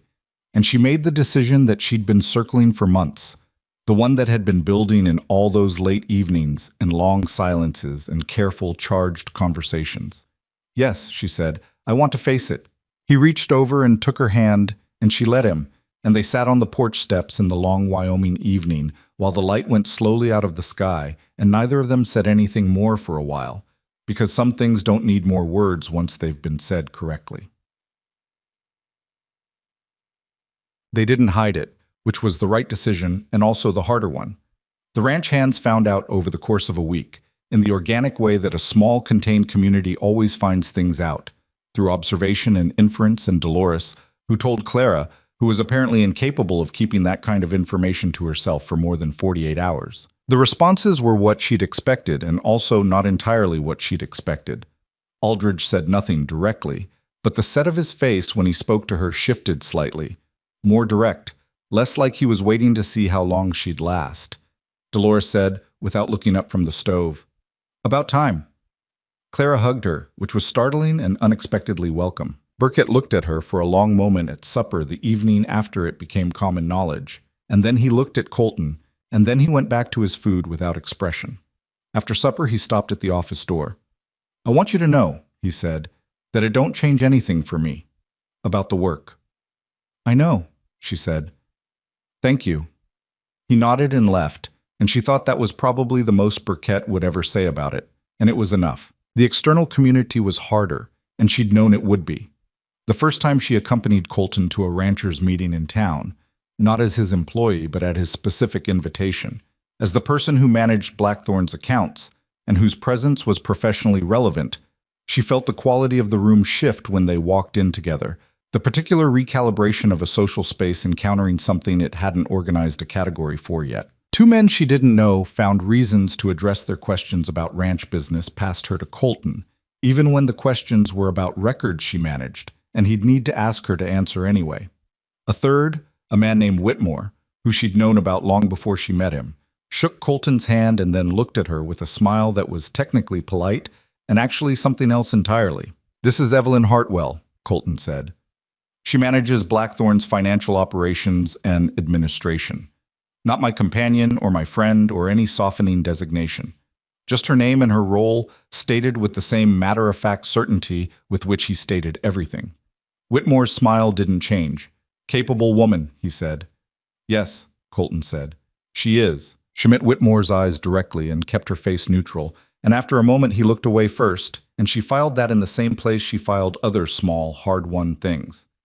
The drive back to the ranch that evening was quiet for the first few miles. the wagon moving through the dusk with the easy pace of horses who knew the road. That went about as expected, she said finally. Most of it. He was looking at the road. Whitmore will be a problem. Whitmore was already a problem, a different kind now. He paused. He'll use this. The association. Try to frame it as, I know what he'll try to frame it as. She looked at the darkening hills. We already know how to respond to Whitmore. Documented, legal, correct. It worked before. He glanced at her. You're not rattled. I didn't say I wasn't rattled. She pulled her coat closer against the evening cold. I said I know how to respond. He reached across and put his hand briefly over hers, just for a moment, the way people do when they want to say something that doesn't have words yet. Then he put it back on the reins. We'll be all right, he said. She thought about the ledgers and the water rights and the cookhouse roof, and 43 cents in a coat pocket on a cattle wagon rolling into the Wyoming territory with nothing behind her and no way to know what was ahead. Yes, she said, I think we will. The horses moved through the last of the evening light, carrying them home. They were married in October, 13 months after Evelyn Hartwell had arrived at Blackthorn Ranch with 43 cents and a satchel held together by wire. The ceremony was small because neither of them wanted it large, and because a large wedding required a kind of social performance that neither of them had the patience for. The justice of the peace came out from town on a Thursday morning. Aldridge and Dolores stood as witnesses. Clara cried, which she'd apparently been planning to do regardless of the occasion's scale. Burkett stood in the back of the room with his hat in his hands and the expression of a man who found himself unexpectedly moved and wasn't sure what to do about it. Evelyn wore her good wool dress, dark green, the one she'd bought in Cheyenne the previous winter, because she didn't have anything that could be called a wedding dress, and hadn't wanted to spend money acquiring one when the wool dress was perfectly serviceable and fit her well. Colton wore a clean shirt and his good boots, and looked at her the way he'd been looking at her for months, which was to say with the full, specific attention that she still hadn't entirely gotten used to, even after everything. It was not a romantic ceremony. The justice of the peace had a cold and spoke through it with phlegmatic determination, mispronounced her name twice, and dropped his notes at a critical moment, which required a 20-second pause that Clara filled by sniffling loudly. When it was over, Dolores produced a cake she'd been secretly making for 2 days, and they ate it at the kitchen table with the morning light coming through the windows. And it was imperfect and real, and hers in a way that grand ceremonies are never really anyone's. Colton's hand found hers under the table at some point, while Aldridge was telling a story she'd already heard twice, and she let it stay there, and the warmth of it was the particular warmth of a thing that fit exactly as it was supposed to fit. You're thinking, he said to her quietly, under the noise of Aldridge's story. I'm always thinking. What about? She looked around this kitchen, Dolores refilling coffee with her brisk efficiency, Clara still wiping her eyes. Burkett eating cake with the focused commitment of a man making the most of an occasion, and felt something she didn't immediately have a word for. Not happiness exactly, though it contained that. Something more durable. About how I almost didn't come, she said, to Wyoming. There was a position in Philadelphia, a merchant's account, safer, easier. What made you choose Wyoming? The advertisement said respectable employment, and the Philadelphia position didn't mention it at all. She looked at him. I thought anyone who felt the need to specify respectable was at least aware of the concept. He absorbed this. And was it? Respectable? She thought about Hatch, and the water barrels, and the 3 days sleeping in a room the size of a closet before she'd earned anything better. Eventually, she said. He raised his coffee cup slightly, and she raised hers, and they drank, and Aldridge finished his story, and everyone laughed, and outside the Wyoming October did what it always did. Indifferent, demanding, exactly itself. The first year of this marriage taught her things about partnership that no one had ever explained to her, possibly because most of the people she'd known had never experienced it. It was not always easy. Colton was a man with opinions, strong ones, arrived at through careful thought, which made them harder to argue with than opinions that were simply stubborn. He had a particular blindness about cost management that came from having grown up in a family where the land itself was the wealth. He thought in terms of acreage and herd numbers, and struggled to see the smaller expenditures that accumulated into significant losses over a quarter. She thought in terms of line items and ratios, and sometimes struggled to see why the feel of a thing mattered as much as its measurable value. They disagreed about money approximately twice a month, and about other things less often, but with equal completeness. The east pasture fence, she said, one February evening over the account books. You want to rebuild it this spring. The posts are rotting, some of them, 4 sections of the south-facing stretch. The rest have 3, maybe 4 years. She turned the ledger toward him. If we rebuild the whole fence this spring, we're looking at $230. If we replace the failing sections now and schedule the full rebuild for 1880, we spend $80 this year and plan for the rest. And if we have a hard winter in 1879 and the deterioration accelerates, then we reassess in 1879. She held his gaze. You can't build against every contingency at once. We barely broke even on last year's cattle sale because of the summer feed costs. We need to be careful. He looked at the numbers. He didn't like them. She could see that. But he was a man who could be moved by a well-constructed argument, which was one of the things she'd come to value most about him. 4 sections now? He said finally. 4 sections now, she agreed. He leaned back. You know, my father used to say that the fastest way to go broke on the frontier was to fix everything at once. Your father was right. Don't tell Aldridge I agreed with you. He has a bet running about how often that happens. What are the terms of the bet? I've been told not to ask. She almost laughed. Almost because she was still, 2 years into knowing him, occasionally surprised by the specific dry humor of him, the way it appeared without warning between the practical and the serious. It was one of the things she loved about him. She'd made a partial list once, not deliberately, just as a way of understanding her own mind, and it had gotten longer than she'd expected before she'd stopped. The horse breeding program started that same spring, which was her idea and which Colton met with initial skepticism that she'd anticipated and prepared for. She'd been watching the ranch's horse stock for over a year. The quarter horses they used for cattle work, solid and serviceable but unremarkable, and the 2 good mares that had come with the land purchase 2 years prior. Mares that had something in their movement and conformation that the ranch horses lacked. She'd been reading what she could find about breeding programs, which wasn't much. Most of the relevant knowledge lived in the heads of men who'd spent decades in the practice rather than in books. But she'd also been talking to the hands, specifically to a wrangler named Felix, who'd worked for a horse operation in Texas before coming north, and who had opinions about bloodlines that he'd never found anyone interested in hearing before. Quarter horse stock with better conformation, she said to Colton, showing him the figures she'd worked up over 3 weeks. The right breeding, over 2 or 3 generations, produces an animal that can work cattle all day and still cover ground faster than what we're running now. Better horses mean better cattle work. Better cattle work means we can manage a larger herd with the same number of hands. Horse breeding takes years to show results. Everything worth building takes years. She kept her voice even. You know that better than I do. He looked at the papers. You've talked to Felix. At length. Felix has been here 8 months. Felix knows more about horse bloodlines than anyone else on this ranch. She waited. The question isn't whether he's been here long. The question is whether he's right. Colton picked up the breeding outline she'd drafted. 5 pages, specific, costed, with a realistic timeline that didn't oversell the early years, and read it with the thorough attention he gave to everything that mattered. She sat across from him and didn't fill the silence. When he set it down, he said, You've thought about this for a long time. About a year. Why didn't you bring it before? Because last year we were managing a drought, and a foreman's theft, and your father's estate, and a water rights dispute. She looked at him steadily. I picked my moment. Something moved in his expression.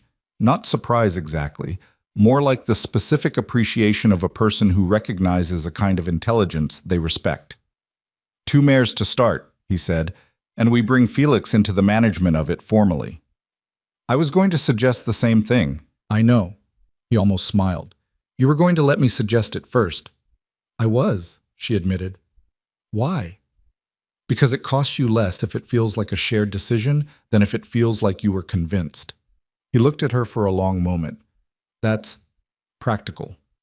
I was going to say perceptive, he paused, and slightly irritating. Both can be true. Pierce Whitmore made his move in the summer of 1878, and he made it the way men like Whitmore always made their moves. Not directly, not in a way that could be clearly called what it was, but through accumulated pressure applied at the right points. It started with the water. The Northern Tributary Agreement that Colton had negotiated the previous year shared a boundary point with a section of land that Whitmore had quietly purchased in the spring. Whitmore's new land didn't give him legal standing to affect the water arrangement, but it gave him proximity, and proximity was what he needed. By June, his hands were grazing cattle on the boundary in ways that weren't technically trespass, but were close enough to require Aldridge to redirect Blackthorn's herd management twice a week to avoid conflict. Then came the offer. It arrived as a letter, formally written, from Whitmore's attorney in Cheyenne. An offer to purchase 400 acres of Blackthorn's northeastern grazing land at a price that was, technically, fair, possibly even slightly above market. The letter was polite, professional, and understood by everyone who read it to mean, I intend to own that land eventually. The question is whether you sell it on your terms or mine. Colton brought the letter to the office and handed it to her without comment. She read it twice. Then she set it down and looked at the land map on the wall. The northeastern section is our primary buffer between Whitmore's land and the northern tributary access point, she said. Yes. If he owns it, he can pressure the tributary arrangement from two sides. Yes. He's not buying land, he's buying leverage. That's how I read it. He sat down. We can't sell it. No. She looked at the map. But we need to think about why he's doing this now. Why 1878? Colton was quiet for a moment. Cattle prices are up. The ranch is showing well. We've got the horse program starting. From the outside, we look like we're growing. He paused. Which means our land is worth more than it was 2 years ago. And if someone wanted to acquire us by pieces, start with a reasonable offer on a peripheral section. Get a foothold. Use it to pressure the next section. That's Whitmore's arithmetic. She turned from the map. He's patient. He's been patient about the creek for 4 years. What do we do? She'd been thinking about this since the letter arrived, the way she thought about things she knew were coming before they arrived, quietly, in the background, building the answer before she had to give it. We formalize the northeastern section, she said. Have the attorney file an amended land description that explicitly documents the section's connection to our water access rights. Make the record clear enough that any future buyer would inherit our water rights dispute along with the land. It makes the section less attractive to purchase for leverage purposes. That kind of filing takes time, 3 weeks if we push it. She picked up her pen. And we send Whitmore's attorney a letter declining the offer. Polite, specific, and with a reference to our intention to develop the northeastern section for the horse program. Make it clear we have plans for it. Do we have plans for it? We do now. She looked at him. Felix mentioned last month that additional pasture with better grass cover would help the breeding program. I've been thinking about it since. This accelerates the timeline. Colton watched her. You were already planning this before the letter. I was planning the pasture development. The letter changed the urgency. She held his gaze. Whitmore is going to be a problem for years. Every time we shore up one position, he'll find another angle. The only permanent answer is to build the ranch to a size and legal standing that makes the harassment not worth his effort. That's a long game. I know. She didn't look away. Are you prepared to play it? I was quiet for a moment, and she could see him working through it. Not the legal question or the strategic one, but something deeper, the question underneath those questions. About commitment, about what you were building, and whether you were building it to last. Yes, he said. Then let's start with the letter. The letter went out that week. The legal filing took 4 weeks, not 3, because the Cheyenne attorney had a backlog, and because documentation that was meant to hold up to scrutiny had to be done correctly. But it was filed and recorded, and Whitmore's attorney sent a brief acknowledgement that said nothing, which was itself a kind of answer. The pressure on the northern boundary eased, gradually. Not immediately, not dramatically, just the slow withdrawal of a hand that had found the door locked. The horse breeding program had its first real success in the fall of 1878, when the first foal from the new program was born, a dark bay filly that Felix declared, with an emotion she'd never seen in him before, to be the finest built animal he'd seen come out of a Wyoming ranch.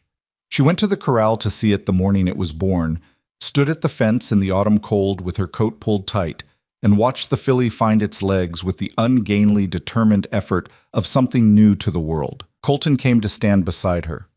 She's good, he said, looking at the filly. Yes. Felix is going to be insufferable about this. Felix has earned it. She watched the filly take a few more steps. Stumble, correct. She's going to be something. You can tell that from here? I've been studying the paperwork on the bloodlines for a year. She glanced at him. And Felix told me this morning, in detail, for approximately 40 minutes. He laughed. A real one. Unpracticed. The kind that came from somewhere genuine. She loved that laugh. It was one of the things on the list. The winter of 1878 was harder than the previous two, and for the first time in memory it was hard in the right way. Cold enough, wet enough, the snowpack building slowly in the hills the way it was supposed to. The southern creek recovered by spring. The north pastures came in greener than they'd been in 3 years. She was in her 4th month of pregnancy by February, which she'd known since December and told Colton the same evening she was certain, sitting across from him at the office desk with the lamp between them and the wind doing its usual work on the eaves. He'd gone very still when she told him. "Are you all right?" she'd asked, because the stillness was hard to read. "Yes." He looked up from whatever middle distance he'd been staring at. Yes." He reached across the desk and took her hand. "Are you?" "I'm nauseous in the mornings and I've had a headache for 6 days," she said. "Otherwise, yes. You should rest more." "I should work the same amount I always work and also rest more. I'll figure out the arithmetic." "Evelyn, I'm not fragile." She kept her voice firm but not hard. "I know you want to protect me from things. I know that comes from where it comes from. But I need you to let me manage my own body. I'll tell you if I need help." He looked at her for a long moment. "All right," he said. "But tell me." "I'll tell you." He held her hand for another moment. "A child," he said, with a quietness that had wonder in it without being sentimental. "Yes." She let herself feel it, the enormity of it, the particular combination of joy and terror that she suspected was the honest experience of impending parenthood, as opposed to the story people told about it. "Terrifying," she said. "Yes." He looked at her directly. "We'll be all right." "You keep saying that." "It keeps being true." No. Their daughter was born in July 1879, in the middle of a heat wave, with a difficulty that nobody afterward wanted to talk about much. 14 hours, a doctor brought from town at speed, 2 moments where the doctor's face went a particular color that she registered even through the fog of pain and exhaustion and filed as information she would think about later. She didn't die. The daughter didn't die. Those were the relevant facts. She named her Margaret, after nobody in particular. Just a name she'd always liked, a name that sounded like it belonged to a person with opinions. Colton had suggested his mother's name, Eleanor, and they'd talked about it and settled on Margaret Eleanor, which satisfied everyone including Dolores, who had declared the name Eleanor to be unlucky based on criteria she didn't explain. Margaret had Colton's dark hair and an expression of constant critical assessment that Dolores said she must have gotten from Evelyn, though Evelyn privately thought it was simply the look of a person encountering the world for the first time and finding it both insufficient and interesting. The ranch kept moving through it all, the way the ranch always moved. The cattle, the records, the fence line negotiations, the horse program expanding into its 2nd year with 2 more mares and Felix's growing confidence. She was back at her desk 6 weeks after Margaret was born, which was 2 weeks earlier than the doctor had recommended, and 4 weeks earlier than Colton had hoped. But she'd been running the records from the bedroom for the preceding 2 weeks anyway, so the desk felt like a concession more than a return. "You're impossible," Colton told her, on her first morning back in the office. "I'm efficient." She settled Margaret in the small wooden cradle that Pete Dawes had built and left outside the office door one morning without comment. "And I had 3 invoices pile up that Aldridge clearly didn't know what to do with." Colton looked at the cradle, then at Margaret, then at Evelyn. "Pete made that," she said. "I know. I saw him working on it." His voice was odd for a moment. Not bad odd, the other kind. "He didn't say anything to anyone." "No." She picked up the first invoice. "He didn't have to." The summer of 1880 brought 2 things of consequence: a second pregnancy, which announced itself in May, and Pierce Whitmore's final attempt at Blackthorn land. He'd been quiet for 2 years, long enough that she'd been watching for it, because men like Whitmore weren't capable of being finished, only of waiting. When it came, it was through a different channel than she'd expected. A rumor, spread through the county with the efficiency of something deliberately seeded, that Blackthorn Ranch was over-leveraged on its horse breeding program and was quietly looking for buyers for its northern acreage. It was a lie, constructed with enough specificity to be plausible. The horse program had required investment. That was documented fact. The investment had been planned and budgeted and was already showing returns in the sale of 2 trained horses at prices that had made Felix stand in the pasture looking at the sky for a solid minute when she told him. But it looked, from outside, if you wanted it to look a certain way, like a risky expenditure on a non-traditional program by a woman who'd talked her husband into it. She heard the rumor from Clara, who heard it from a Hand's wife in town, who heard it from someone who'd heard it from someone in Whitmore's social orbit. She sat with it for 1 day before she did anything, which was the longest she'd ever sat with something that required a response. Then she went to the office, pulled 2 years of breeding program records, the sale documentation for the 2 horses, the development plans for the northeastern pasture, and the current cattle valuation report. And she drafted a letter to the Sweetwater County Bank, with whom the Mercer family had maintained accounts for 20 years, requesting a formal meeting to present Blackthorn Ranch's current financial standing. Colton read the draft that evening. "You want to go to the bank," he said. "I want to put our financial health on formal record with the institution that the county's ranching community most pays attention to." She looked at him steadily. "Whitmore's rumor only works if there's no counter record. We create the counter record. And if the bank meeting surfaces anything negative, it won't. The numbers are good. The horse program is ahead of its projected return by 1/4. The cattle valuation is the highest it's been in 5 years. She paused. "I've been building toward this for 2 years without knowing it would be necessary. The records say exactly what they need to say." He was quiet for a moment. "You've been thinking about Whitmore for 2 years. I've been thinking about the ranch's documented strength for 2 years. Whitmore is what makes it necessary to use it." He looked at her, that full, specific look, and she saw something in it that was beyond the particular love she'd spent 3 years getting used to, something more like awe, which embarrassed her in a way love didn't. "Stop looking at me like that," she said. "I'll try." The bank meeting was scheduled for the 2nd week of August. She presented the documentation herself, sitting across a wide mahogany desk from the bank's senior officer, a man named Harold Pruitt, who had the careful neutrality of someone who dealt in other people's difficulties professionally. Colton sat beside her.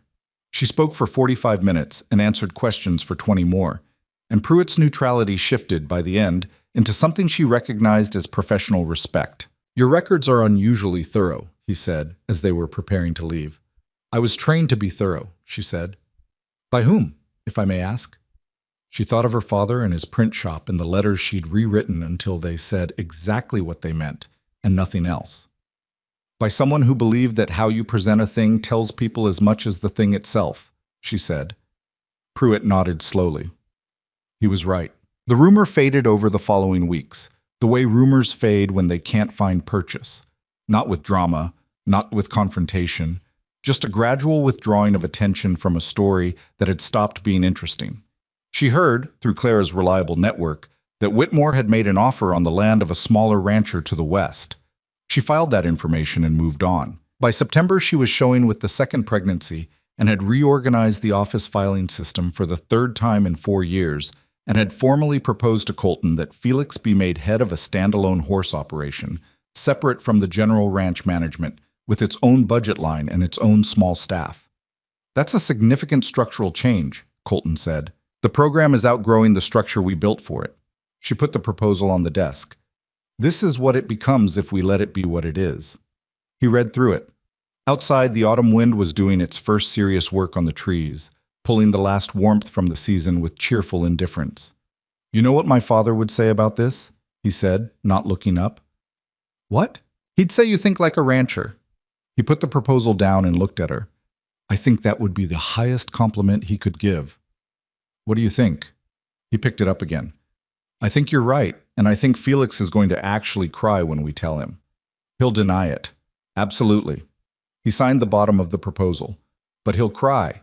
The 2nd child, a boy, Thomas Robert Mercer, the Robert for the grandfather who'd asked whether she was staying and trusted her answer, was born in January 1881, in a winter that was cold and wet, and exactly as it should be, the snowpack building properly in the hills, the creek levels rising toward what they needed to be. She held Thomas in the lamplight of the room that had once been a storage partition, with a window the size of a book, which was now, because they'd been building, something larger, something warmer, something that was unmistakably home.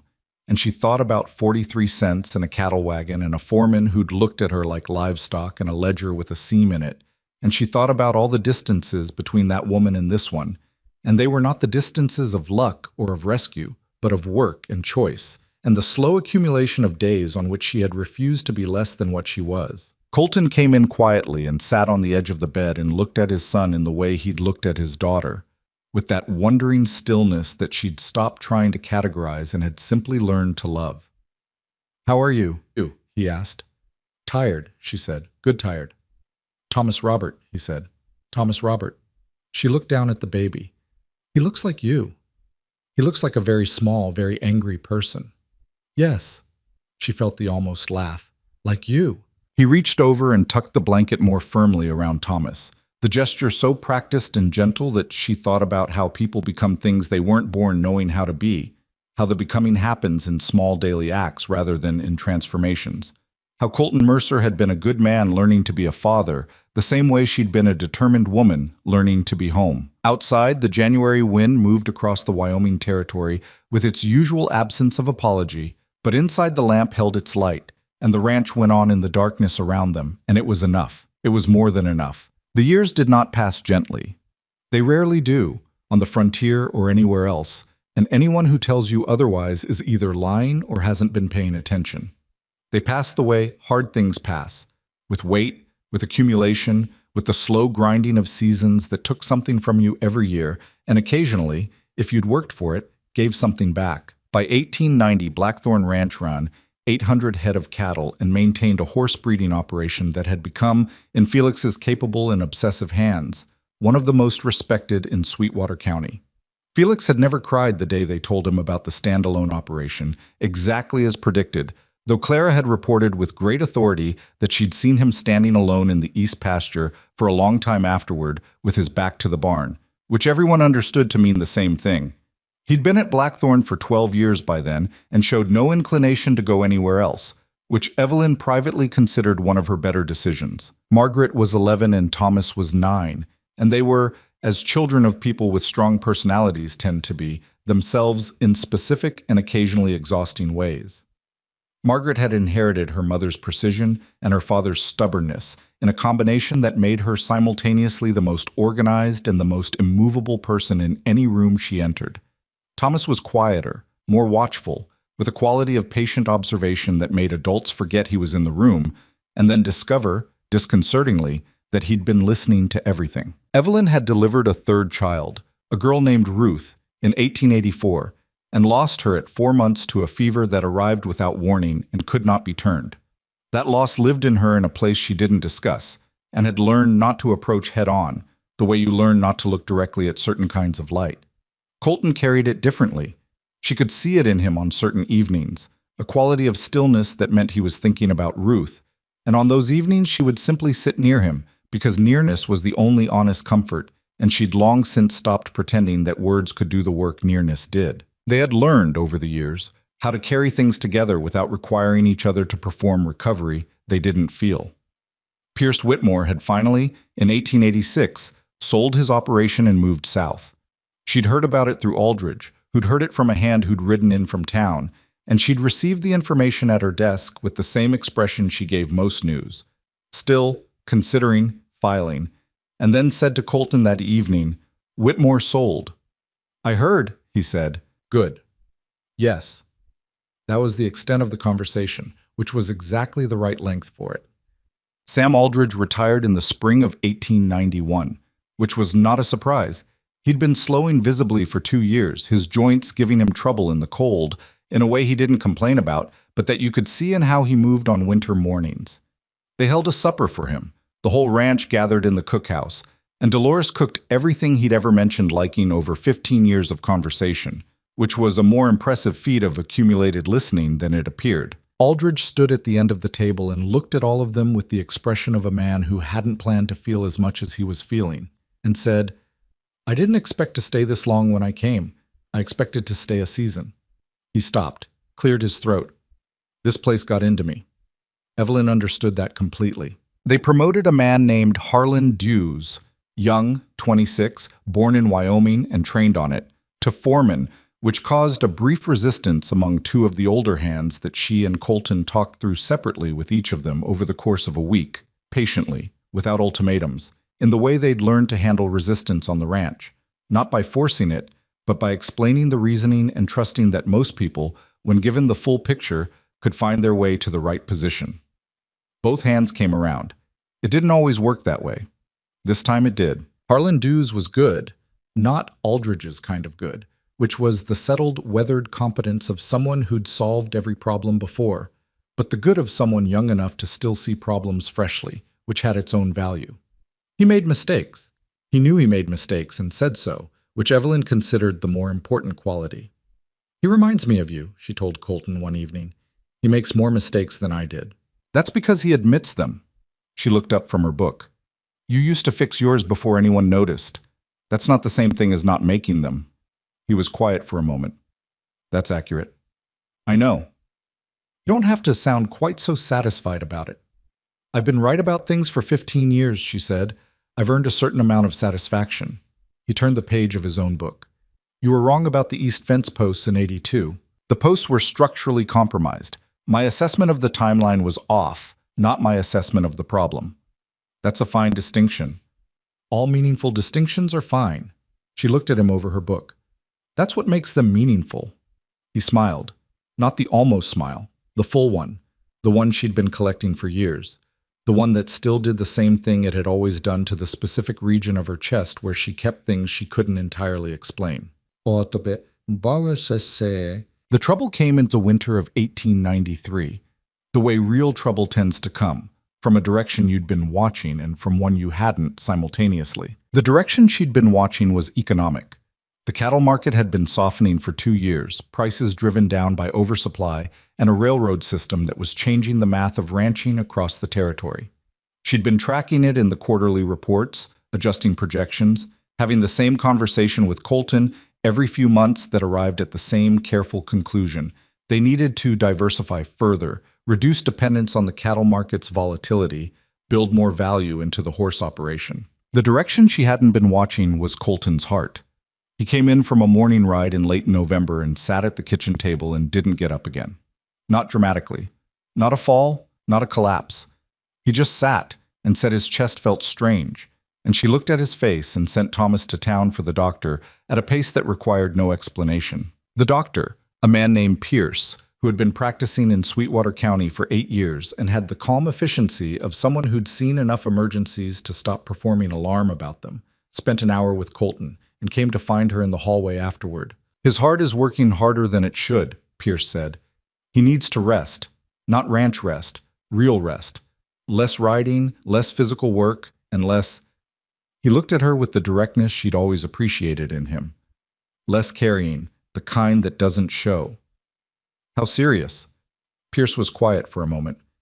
"Serious enough to take seriously." She held that. "What does he do?" "Less. More slowly." He picked up his bag. "Men who've run ranches all their lives are not good at less.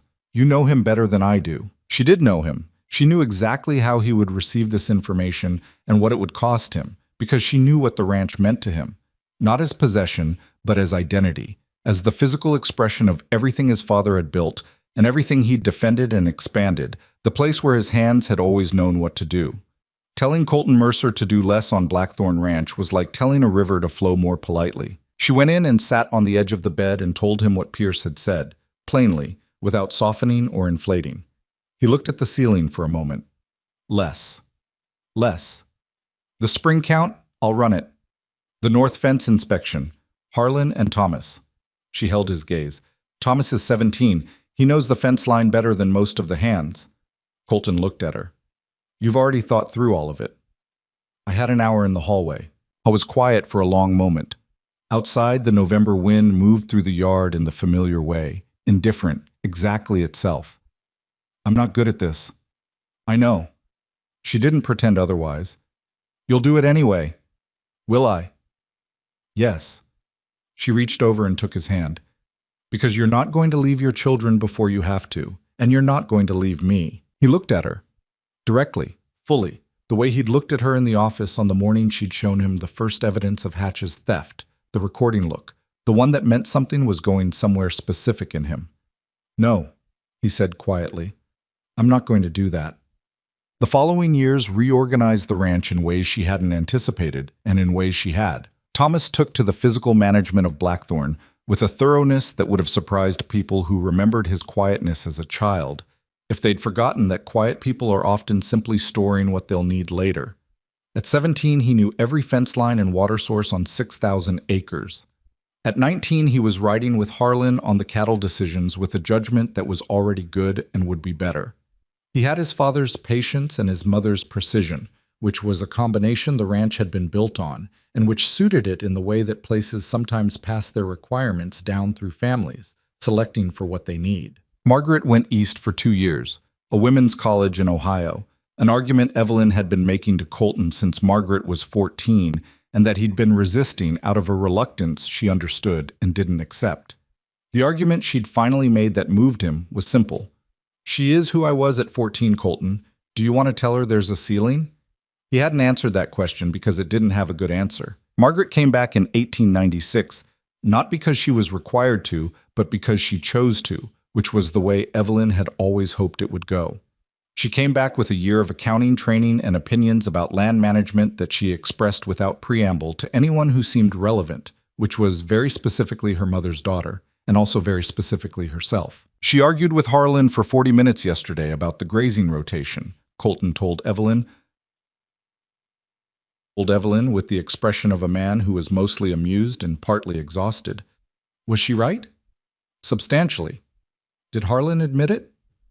He said she made some valid points, which from Harlan is the same as saying she was right.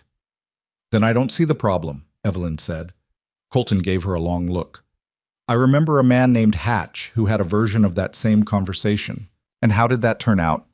He conceded the point by not answering it, which had become, over 20 years, one of their more efficient forms of communication. So, Colton died in March of 1901, on a morning when the first real warmth of the year had finally pushed through the cold, and the light on the north pasture had the quality that Wyoming light gets in early spring, clean and flat and slightly unreal, like the land is still deciding whether to commit to the season. He died the way he'd lived, without excessive drama, in his own bed, with his family around him and the ranch still running in the yard outside the window.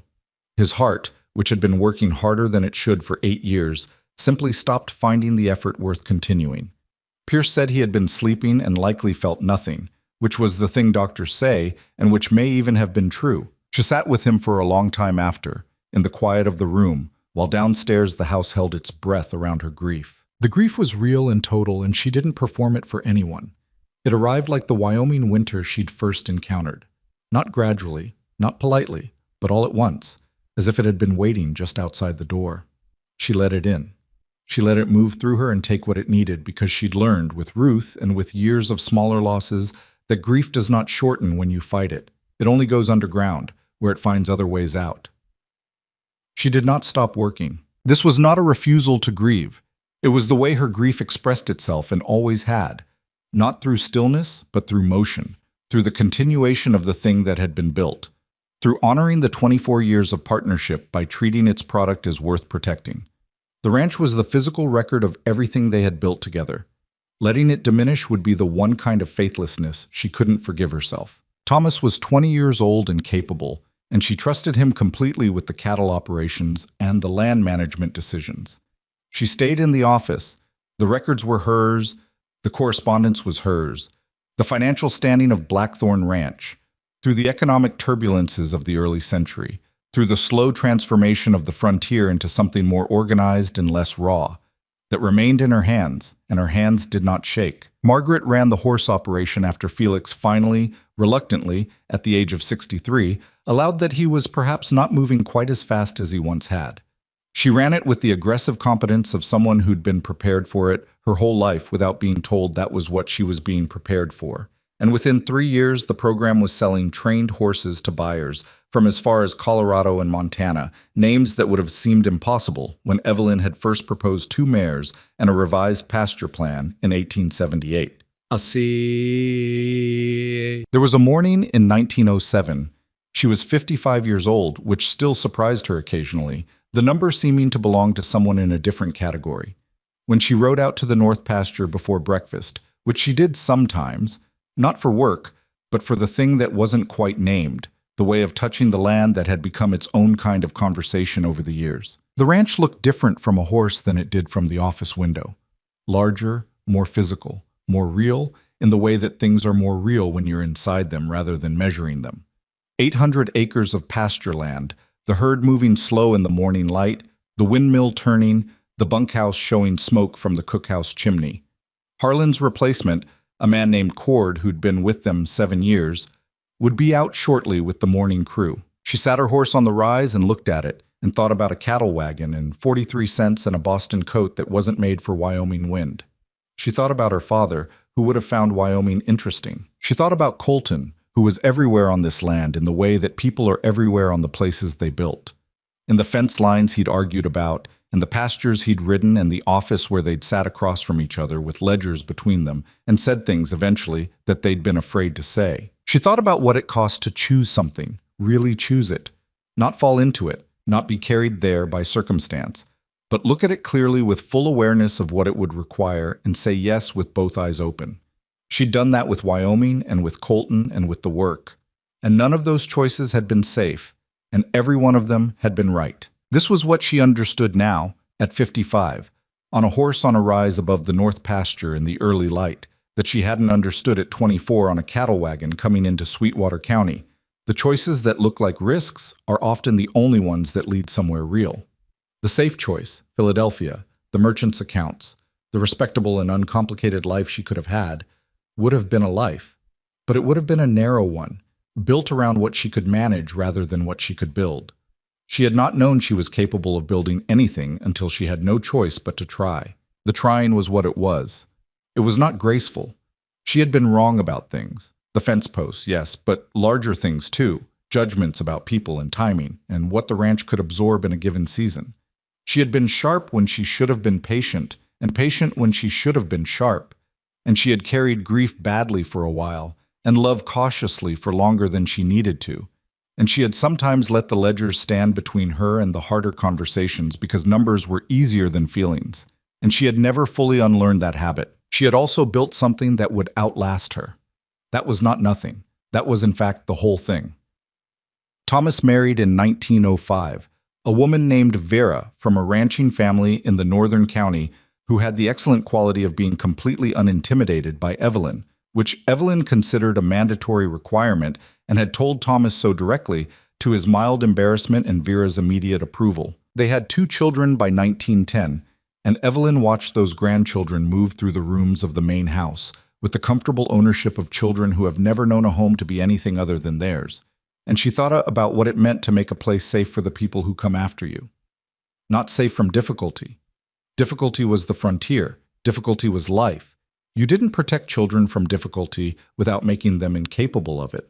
Safe in the sense of known. In the sense of you belong here. This was built for you. Your presence here is not a question. Margaret never married, which caused a certain amount of county commentary that Margaret received with the same focused indifference she brought to most things that weren't directly relevant to the horse operation. She lived at the ranch and ran the horse program and had opinions about everyone's business and provided, over the decades, a counterweight to the tendency of institutions to calcify. Someone who would walk into any room and ask, without apology, why are we still doing it this way? Evelyn loved her fiercely and found her occasionally exhausting and recognized in her the specific exhaustion of encountering your own strongest qualities in someone else. You know, Thomas told Evelyn once, with the affectionate exasperation of a man with a sister like Margaret, there are people in this county who think she's frightening. Good, Evelyn said. She's supposed to be. She was 63 years old when she finally moved out of the main office. Not retired, not finished, but moved. Because Thomas needed the main office and she no longer needed the largest room to do what she did, which had shifted from management to guidance in the way that transitions shift when you let them happen instead of fighting them. She kept a smaller desk in the room that had once been the storage partition with a window the size of a book. They'd expanded it years ago. The window was larger now, a proper window that looked out onto the north pasture, but she'd chosen to come back to it, which was the kind of thing that only makes sense to you and doesn't require explanation. She still reviewed the quarterly accounts. Thomas still brought her the decisions that felt large and sat across from her while she read through them, the same way she'd sat across from Colton in the office in 1876 with the problem of the ledger discrepancies between them. She still had opinions. She still voiced them. The difference was that now they came from 63 years of living rather than from the compressed urgency of a woman who needed to prove she was worth the space she occupied. She no longer needed to prove that. It was, she reflected, one of the better things that time gave you, if you were paying attention. Harlan Dews came to visit once, in the spring of 1915. He'd retired to a small place outside of town, and he came on a Sunday morning, older and thinner than she remembered, moving carefully on joints that had seen 30 years of ranch work. He sat at the kitchen table with coffee and looked around the room. "It's bigger than it was," he said. "Everything is." "No." He shook his head. "Some things stayed the same." He looked at her directly. "You stayed the same." "I got old."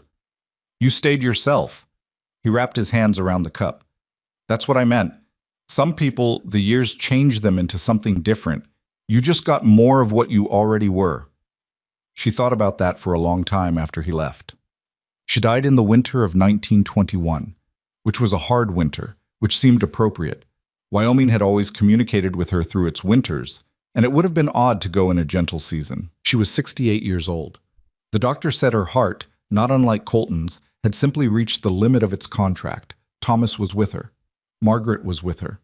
Thomas's children, who were 14 and 11 and had her father's dark hair, and their grandmother's unnerving tendency to watch and listen and remember everything, were in the house. She had not left a long final statement or a philosophical document. What she left was the ranch, running, solvent, expanded to 11,000 acres, with a horse operation known across 3 states, and a reputation for fair dealing that had outlasted every man who'd tried to undermine it. She left a correspondence log going back 45 years, every letter sent and received, organized and annotated in the handwriting that had started as a Boston printer's daughter's careful script and had become, over decades of Wyoming winters, something drier and more direct. She left the deed to the northeastern section, which Whitmore had tried to buy in 1878, with a notation in the margin in her own hand, "Not for sale, never for sale." She left Margaret a letter, and Thomas a letter, and Vera a letter, and the grandchildren a single letter, addressed to all of them that said, in part, "You were born to something that was built by people who had no guarantee it would work. It worked because they refused to treat failure as the likely outcome. That stubbornness is yours now. Use it." And she left, in the small desk in the room with the north-facing window, still organized, still exactly as she'd kept it, a ledger that had nothing to do with cattle or horses or water rights. It was a personal record, started in the second year of her time at Blackthorn, that she'd kept intermittently ever since. Not a diary. She had no patience for diaries, more like a log. The same format as all her other records, but the subject was different. The entries were short, dated, matter-of-fact in the way she was matter-of-fact about everything. November 12, 1877. Cold. Found the water rights document. Colton looked at it like it was solid ground. July 15, 1879. Margaret born. She cried for an hour straight and then stopped and looked at me like she was evaluating a ledger. March 3, 1901. Colton died this morning. The North Pasture light was the good kind. I think he saw it. September 21, 1907. Rode out early. The ranch looked the way it does when it's being itself. I have never been sorry I came here. The last entry was dated December 1920, 2 months before she died. Thomas asked me today if I was afraid. I said no, and I think I was mostly telling the truth. I am tired in the way that is different from sad. What we built is still standing. That was the whole point. A woman from Boston came out here once with 43 cents and thought she might not survive the winter. She was wrong about that. She was wrong about a number of things, and right about the ones that mattered. I think that's about as well as anyone does. The ledger was found by Margaret, who read it at the small desk by the north window and did not cry, exactly, but sat for a long time with the light coming through the glass and the north pasture going on in its January way, cold, demanding, indifferent, exactly itself. Outside, the ranch continued. The horses moved in the east pasture with the fluid, deliberate grace of animals that had been bred carefully over 40 years toward this specific quality of motion. The cattle were slow and steady in the far field. The windmill turned. The cookhouse showed smoke. The hands went about their morning work in the cold, the way hands on this land had gone about their morning work for 45 years, in all the seasons, through all the things that had come and come again. Blackthorn Ranch did not stop for grief.